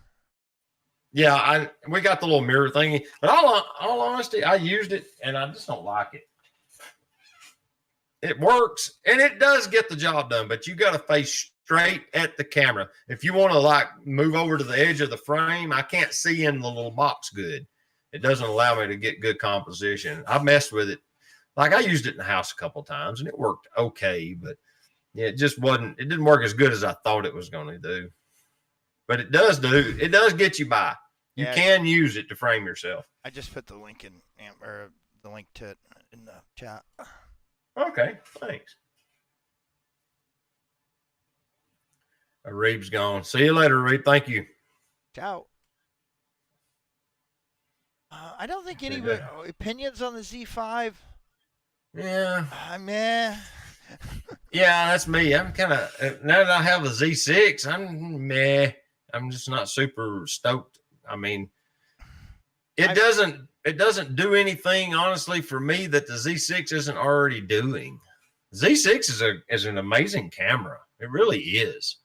It performs very, very well. I found some limitations to it. Found some what? Limitations to it. Well, yeah, I mean it's not their flagship. It's gonna have some limits. Yeah, well, I found like doing when I was out trying to do some landscape photography. I found out like when you get into like a high dynamic range system scenario, you remember how the D810 you'd get noise in the shadows when it got a little too underexposed in a high dynamic range. So on the Z6, it gets like that, but I'm getting banding issues in it on the yeah. So you got scanning pros. Yeah, I got to watch that. So it's kind of interesting. I was like going through some like slightly underexposed images. I'm like, what's that? Banding? What? No. Lots of mirrorless cameras are developing problems with that. You see that a lot, especially with since they're scanning the way they're scanning and all, and a lot of flicker issues. But the banding, I guess, is coming from it trying to do computational problem solving with lack of information in the dark areas. That's the best I can come up with. Hassan,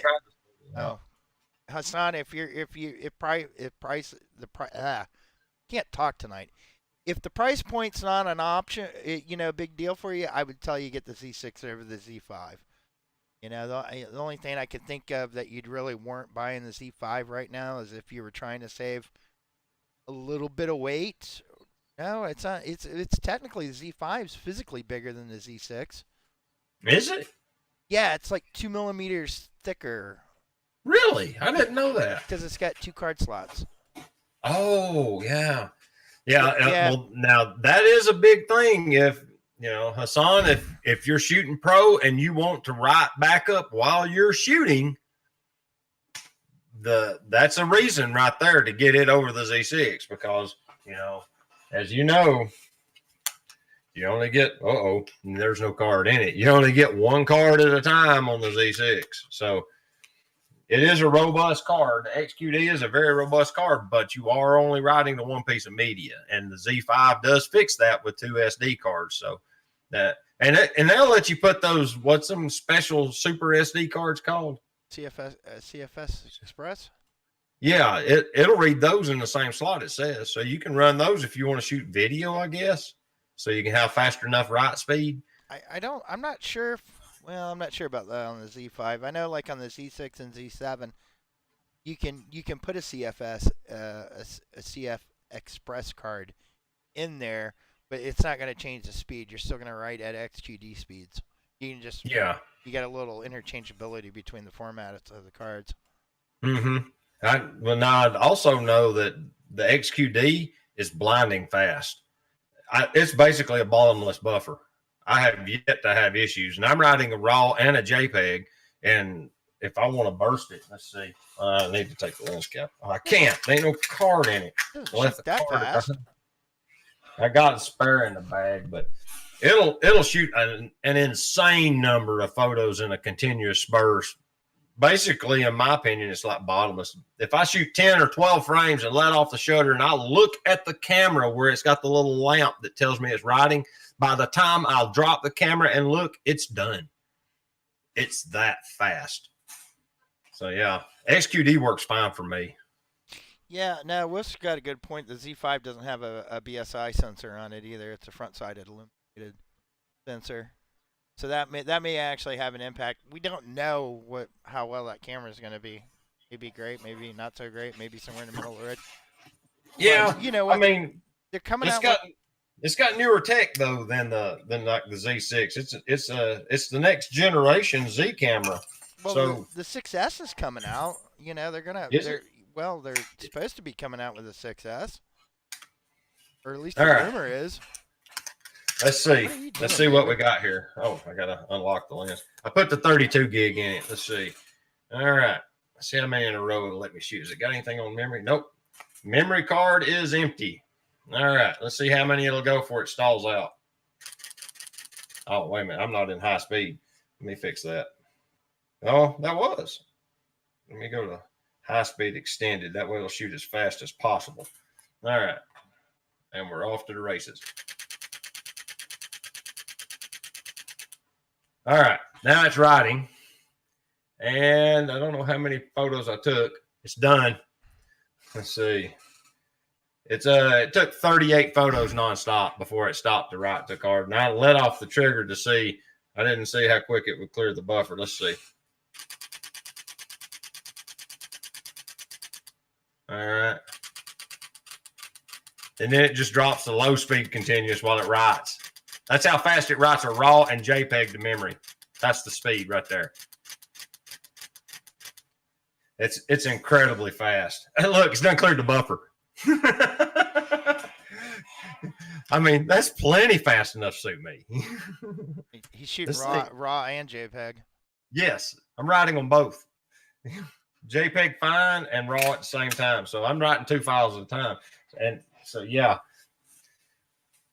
But honestly, if you needed dual memory, the Z5 would be the way to go if you wanted to get the Z system, because it does allow it. That's important to some people, you know.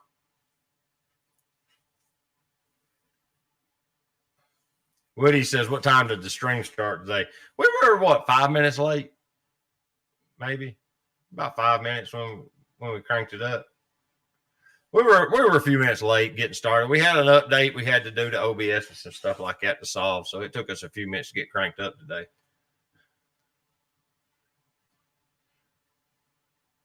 Wolftick says the D500 has a limitless buffer as well, but it's also running XQD, isn't it? XQD and regular. Just. Oh, it's got 2 card slots. It's just like the 850.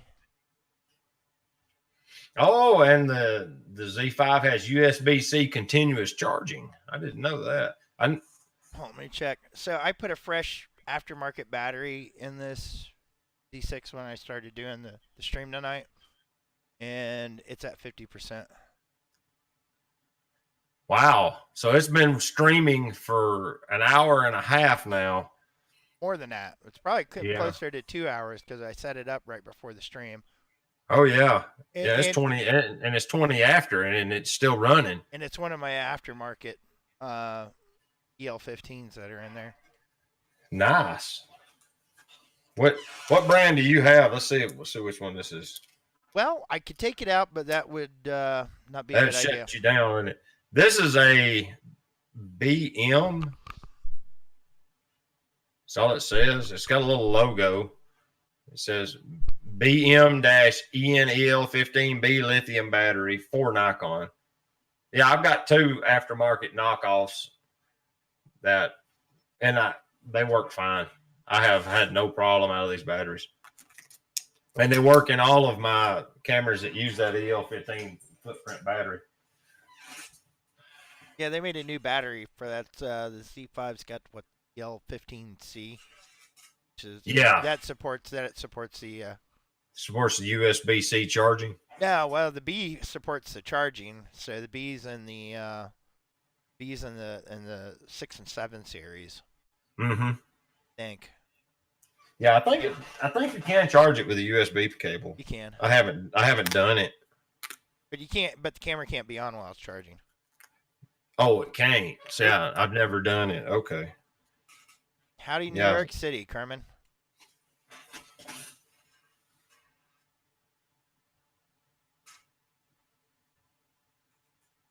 Nice.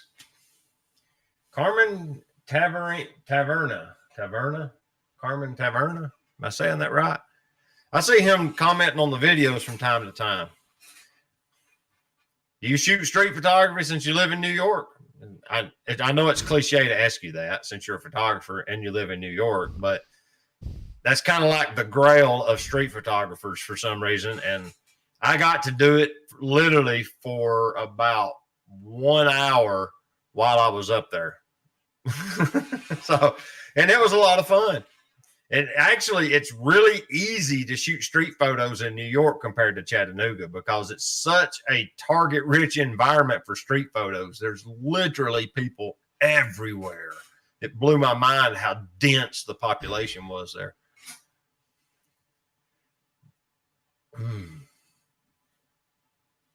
You don't get the top screen on the D5. And yeah, I like the top screen. I'll tell you, especially shooting tripoded. Like when I'm shooting tripoded, I can look down and see the settings on here, and I use that. I use that a lot for that. But honestly, if I wanted to, I could just do this, and there those settings are right there. So that's not a deal breaker for me with that camera. I mean, I understand they save some money by not putting that in there and not having to add those electronics. That was a cost savings thing. And I kind of like the mode dial being over there because it's closer to that one hand, but I don't know if it's got the lock. See, this one's got the lock button you have to push down to turn. So, you know, if it's got the lock on it, then that don't really gain you much. You still have to use 2 fingers to manipulate it, but mode dial is not something you change a lot while you're shooting. That's kind of a set and forget sort of tool. So it's not a big issue. Hassan says, if you ever get a chance to go to Seoul, Korea, go. Great food, great people, and awesome photo opportunities. Now you got me interested. I spent 1 day in Tokyo and didn't really do street photography because I was with the family on vacation. And I took a few. I've got a few street photos that were really cool. Like I got the Sagamino train station. That one is a real cool photo.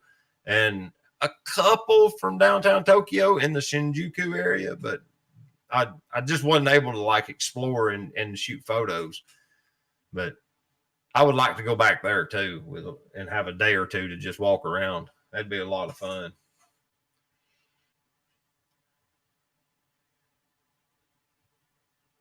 Oh, Carmen says he's been a street shooter in New York City since 1973. Been shooting film. Woo! Awesome.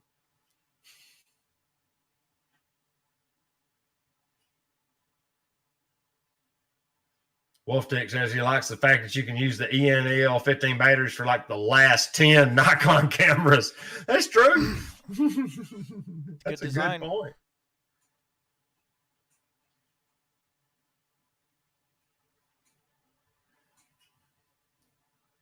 The tight streets and old and modern structures mix is great.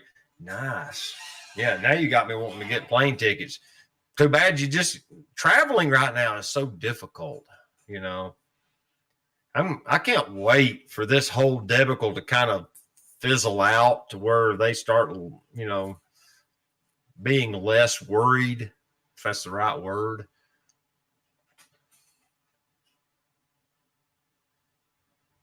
George says, one day I will get the schedule between you and Phil down. I forgot it was today. That's okay, George. It's all right. Just show up on YouTube on some Tuesday.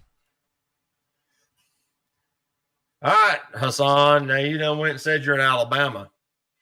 What's the nearest major city? Huntsville, Birmingham, Montgomery, or Mobile? Because if you're near Huntsville or Birmingham, we can link up and shoot street photos. I've been wanting to figure out a chance to go to Birmingham. Got a friend of mine lives in Birmingham. Really? Yeah, I'm supposed to go down Montgomery. there. Montgomery's a long way. I'd have to stay overnight if I went to Montgomery.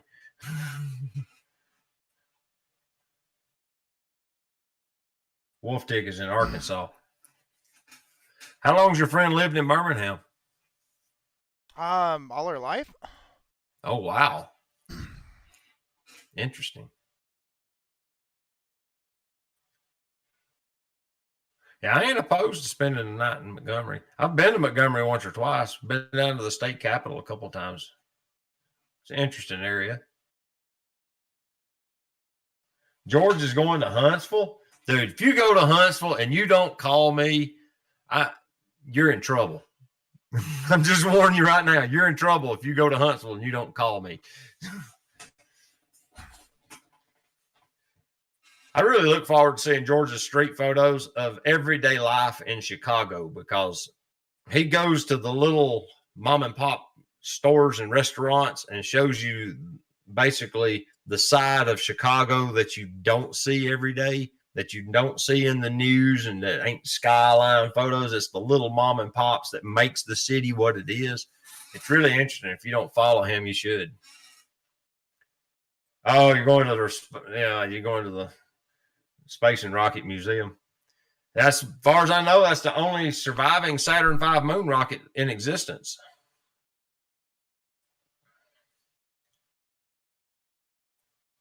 Carter says he's crazy, but he travels to Lancaster, Pennsylvania to take livestock photos on old farms as a change from the Manhattan photos he takes.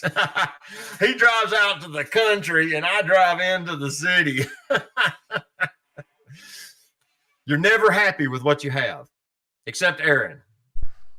Aaron's content to drive right down the street from his house and set up 2 cameras on tripods and photograph the storm blowing by. It's a pretty good place. Except yesterday, I don't know, something the way it fell apart. Well, I mean, it didn't fall apart, but I mean, it wasn't very structured in our part of Indiana when it came over. And yeah. A big, fast, gray mess went over. I'm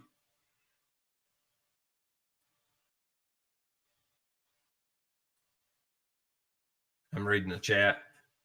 Now, you forget, though, I mean, I do travel a lot around here. I mean, I've gone almost all the way up to Chicago, all the way down to Evansville, almost all the way out west to Effingham, chasing these things.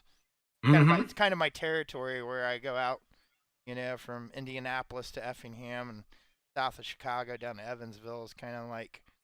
That's a big area. It's a big enough area, but I know the back roads well enough now. I can navigate them fairly comfortable without, trying to be in inclement weather and driving fast and staring at a GPS. So. Yeah. And worrying about. Yeah, I see your point. Yeah. When you can negotiate the roads without a map, you can be so more attentive to the scenery around you. Yeah.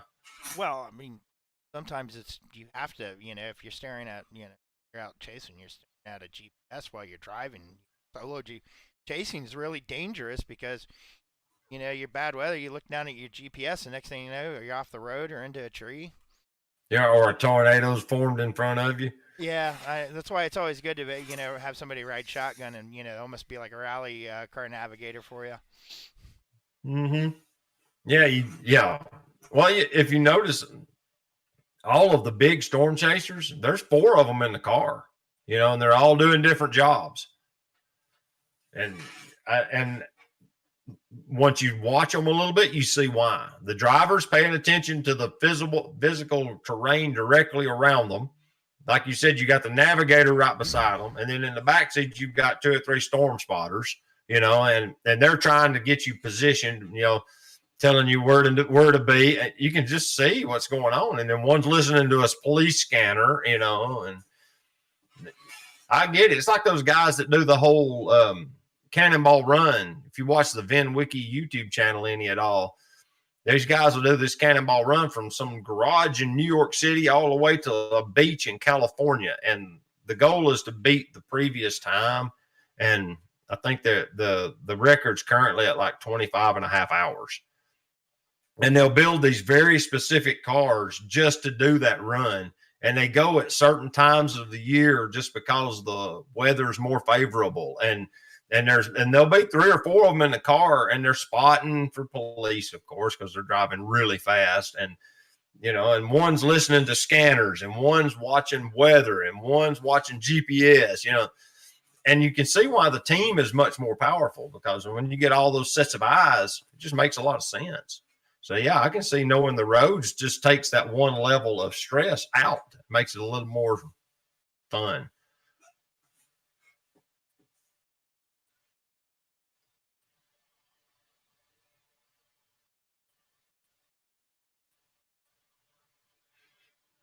Thank you, Carmen. I have a huge, yeah, you can't see it. There's another one right here. You can see the edge of one in this frame here. He's talking about my light.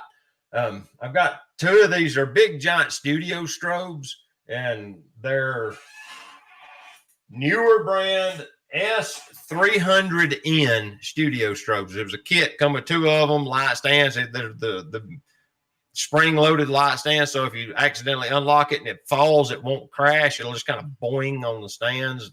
They're big stands, and they're wall power powered, but they got modeling lights in them. So they've got this huge incandescent bulb in the center, and I'm running the modeling light, and it's got a huge 2-foot by 3-foot softbox diffuser, and it's literally right above the camera right here.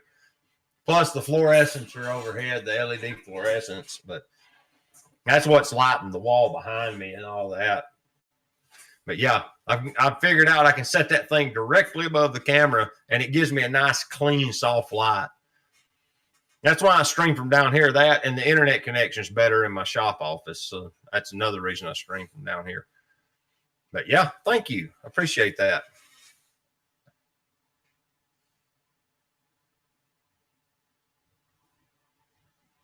Bass Angler said nothing wrong with driving triple the speed limit. Those yellow signs with the squiggly lines on them, those are just suggestions. Yeah, they're just mere suggestions at that point, aren't they?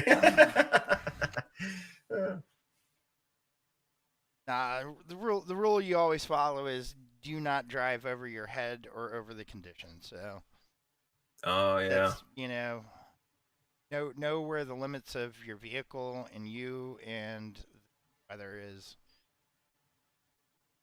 Yeah, safe enough. No less safe than driving to Indianapolis, right? Well, I don't know. Once you get to Indiana, the Indiana Department of Transportation, their engineers, we have no idea what's wrong with them, but they cannot make a road to save their lives here. You drive on the interstate back road for some reason. Within 6 months of them putting down new asphalt, it has turned to the surface of the moon. Oh, it's just terrible, huh? Man, Bassing Dragony. At least we can finally have a 75 mile an hour speed limit now. Wolf Tick, yeah, that's interesting. Yeah, I like Robin Wong. I like Vin Wiki. Let's see, what are some of the other channels I like that are not photography? I like This Old Tony. He was a machine shop channel, but his cinematography has made him more of a comedian. He's a comedian with a machinist twist, or a machinist under sub character, whatever. But his special effects are really good. He's got a real good showmanship, or whatever that word is. I like him. He's real funny. There's several of the machine shop channels because I just enjoy that. Like Steve Summers, he's got a channel. He lives up in West Virginia. He's been rebuilding his machine shop for about 6 months. One of the walls was falling off of the building, so he's been rebuilding it. And then A-Bomb 79, I like him. Of course, Phil Thatch. Let's see. I like a bunch of them Simon Whistler channels. Especially that one that's the business blaze one, because it's kind of like it's his free for all channel, and he'll just kind of cut up with the cameraman while he's reading the script on camera, and it's really funny. That one's really good. I like that one a lot. Several of the history channels I like. I like the periodic table of the elements channel of that professor from Nottingham, England, from the University of Nottingham. He's pretty cool. It's actually pretty interesting to. Most of them are. Some of them are kind of not as great, but most of them are pretty good.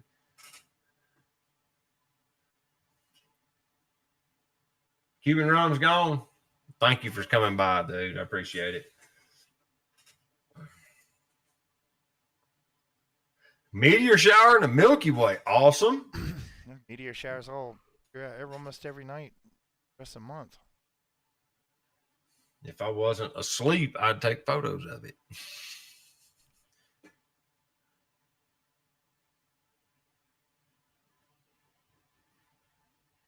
Yeah, I got to give, I hope, has he been uploading since, what was it, Malaysia, where he lives, banned the uploading of video content? Has he been able to upload a video since then? Because he come out with the one where he explained that they had just banned private video uploading without a special license, which was incredibly expensive. I haven't checked to see.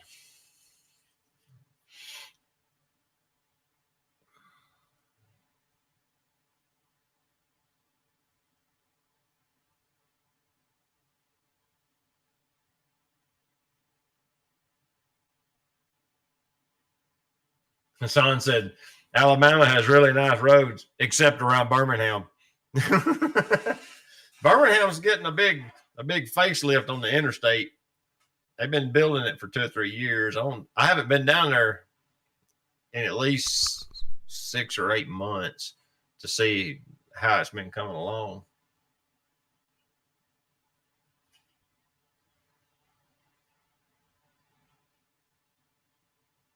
Wow.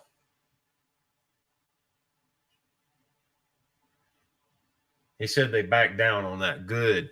Because he was doing his channel was doing really well. I hated to see it just get throttled with that whole ban on video thing, because he was gonna try to lobby it and see if he could, because he said his channel is not political. So he thought he might be able to like lobby his case and get them to allow it. I'm glad to hear that. Interesting. All right, George, I'll do that. I'll give that a shot.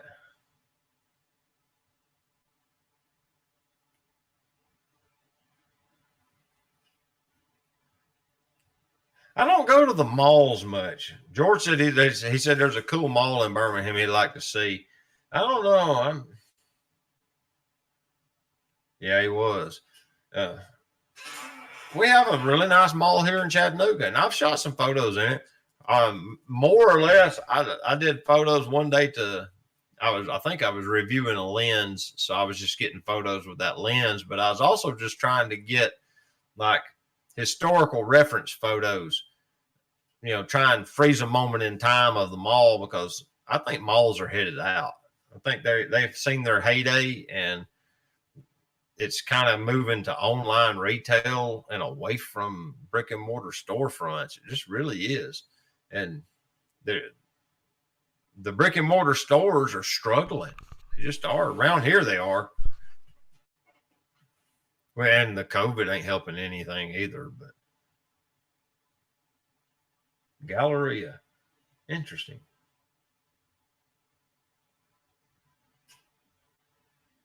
Mm-hmm.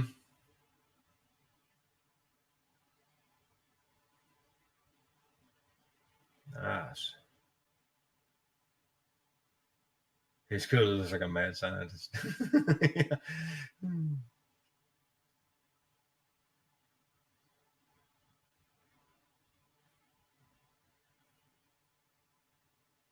I'm just checking up on the chat because stuff sneaks by me and I miss it. So I want to come back and make sure. Thank you, Wolf Tick. I appreciate that. I've got a couple more heading out. Yeah, I was in the mall near here yesterday. and it was nowhere near the crowd it used to be. Yeah, that's what we see too.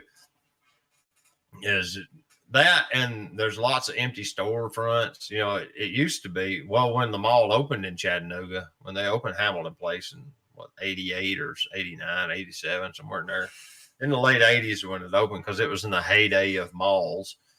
It was the biggest mall. You had to go to Atlanta to get to see a bigger one, you know, and it was 2-story, and that was amazing to us. You know, it was just hard to fathom all of that store space in one building, you know. And it's a pretty big layout. It has several anchor store locations, probably 7 anchor store locations, 6 or 7. It's got quite a few.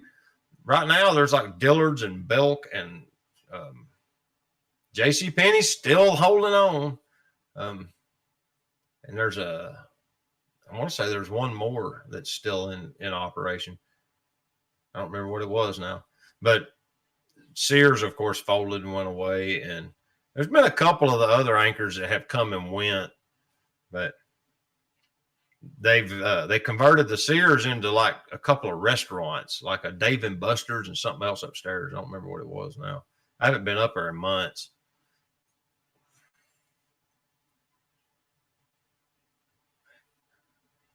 All right. Hassan says that'd be a great photo subject, abandoned buildings. It is. Yeah, you gotta, but the magic, I think, because I've played with this a little bit, just to touch on that a little bit, because Hassan's got a good point. To do abandoned buildings, you need a focal length. All right. You need continuity from photo to photo, or it's just a bunch of empty buildings. So once you come up with an angle and a focal length, like I was messing around with the Z6 at 24 millimeters. I would shoot them at 24 millimeters, and typically I would set them in the corner and I would shoot up and, you know, and have the front and side moving away. And I did it like let me just show you. This is my video rig when I shoot my videos. Well, I've done this on purpose. It's Arca Swiss. So I can stick my Z6 on this little tiny tripod. So I take one tripod when I'm out and about, let out the legs, and it gets it about 12 inches off the ground. And then I would angle this up with that 24 mil, and I'd shoot them from that angle. And it kind of gave them a continuity.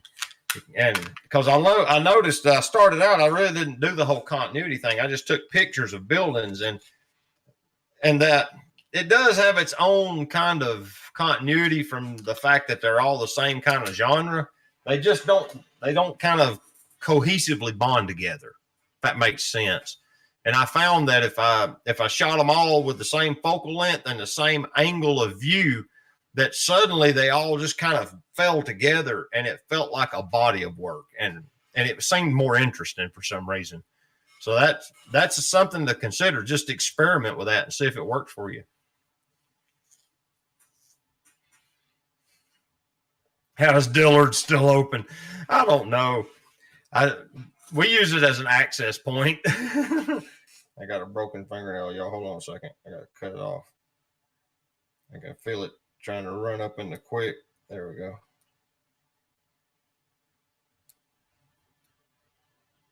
Almost. Whew.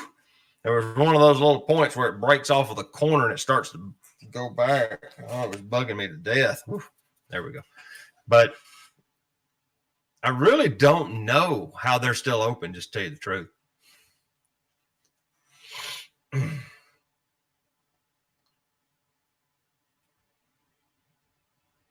wonder where Aaron went. I just realized he's not even here. Need a wide angle. Honestly, 20 millimeters is really wide. 24 is a good wide angle. Yeah, if on full frame, 24 is good. That's what that one is. This 24 on the wide end. The 20 is really wide. It doesn't seem like it when you hear everybody has the 16 to 35 or the 14 to 24, you know, because once you go below 20, every millimeter is a drastic change, but 20 is really wide. You have to get really close. I mean, this thing will focus down to what looks like about 10 inches. You know, you can get that close to something and it'll be in focus with this lens. And it's just 24 is pretty good for me. I mean, if you were shooting interiors and you're, you know, for a real estate agent, 14 millimeters is good because it makes it look bigger than it really is. Kind of bends reality. But yeah, it's a good lens. Yeah, don't get me wrong. That 14 to 14, the 14 to 24 f2.8 is a stellar lens. I don't own one, but it's an amazing piece of equipment if you need wide angle and you shoot it regularly. If you don't shoot it regularly, don't spend your money. You can get like, this is a little 24 f2.8 prime AIS lens from the late 80s. It's on this D810, and look how clear it is. I mean, it's very sharp. There's nothing wrong with this lens. You know, there you go. Yeah. Wolftick's got it figured out. You use the 24 to 85 and it's not expensive. So you can get to 24 millimeter focal length and get it for reasonable money.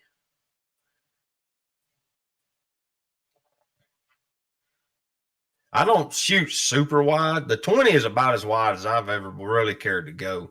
I've messed around a little bit with wider, but you have to pay a lot of attention to your lines and filling the frame with the subject. You have to get really close with 14 millimeters or they look like little ants. I mean, it will immediately make stuff look like it's a long way away. But yeah, like I said, I like 24. But yeah, that's a great subject. I started to do some barns around here, and you can't really get to them to photograph them properly. You can see them from the road and they look cool as you drive by, but then when you go back later to try and get a photo, it winds up there's nowhere to park because you didn't notice that when you drove by the first time, and B, there's nowhere to put a tripod, so you got to shoot it handheld, and C, you can only pick the view from the street.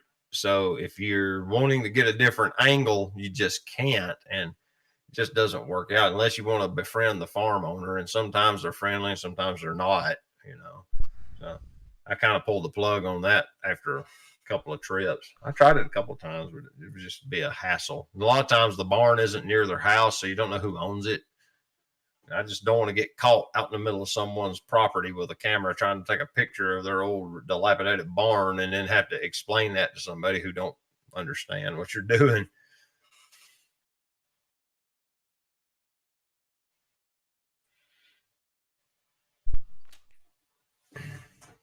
I think Aaron might be coming back. I'm here. I aren't here. Good. Excuse me.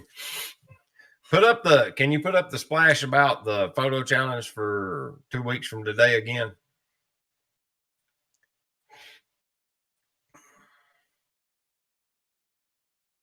Or, yeah.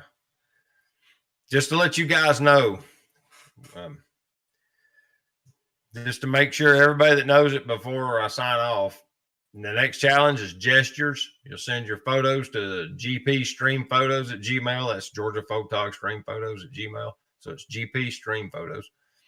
And I made the note it's not limited to human beings. You know, the intent is to capture a meaningful gesture of some kind. So, you know, a lot of people don't have access because of COVID. They can't get out and get gestures of people because they can't get out and intermingle. So get a gesture of something. That's the intention. You know, you can even be in the picture, so it'll be fine. But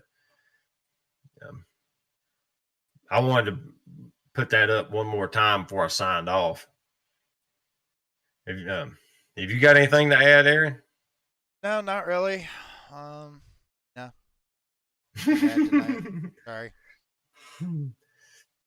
I appreciate you guys. I really do. It's been a lot of fun. Heading into work. All right. But until next time, you're going to bring us back in one more time? Hold on. All right. There's my ugly mud. Ah, there we are. But until next time, get your camera out and go take a picture with it. All right, guys? And I really appreciate y'all. So until next time, we'll see you later. Bye-bye.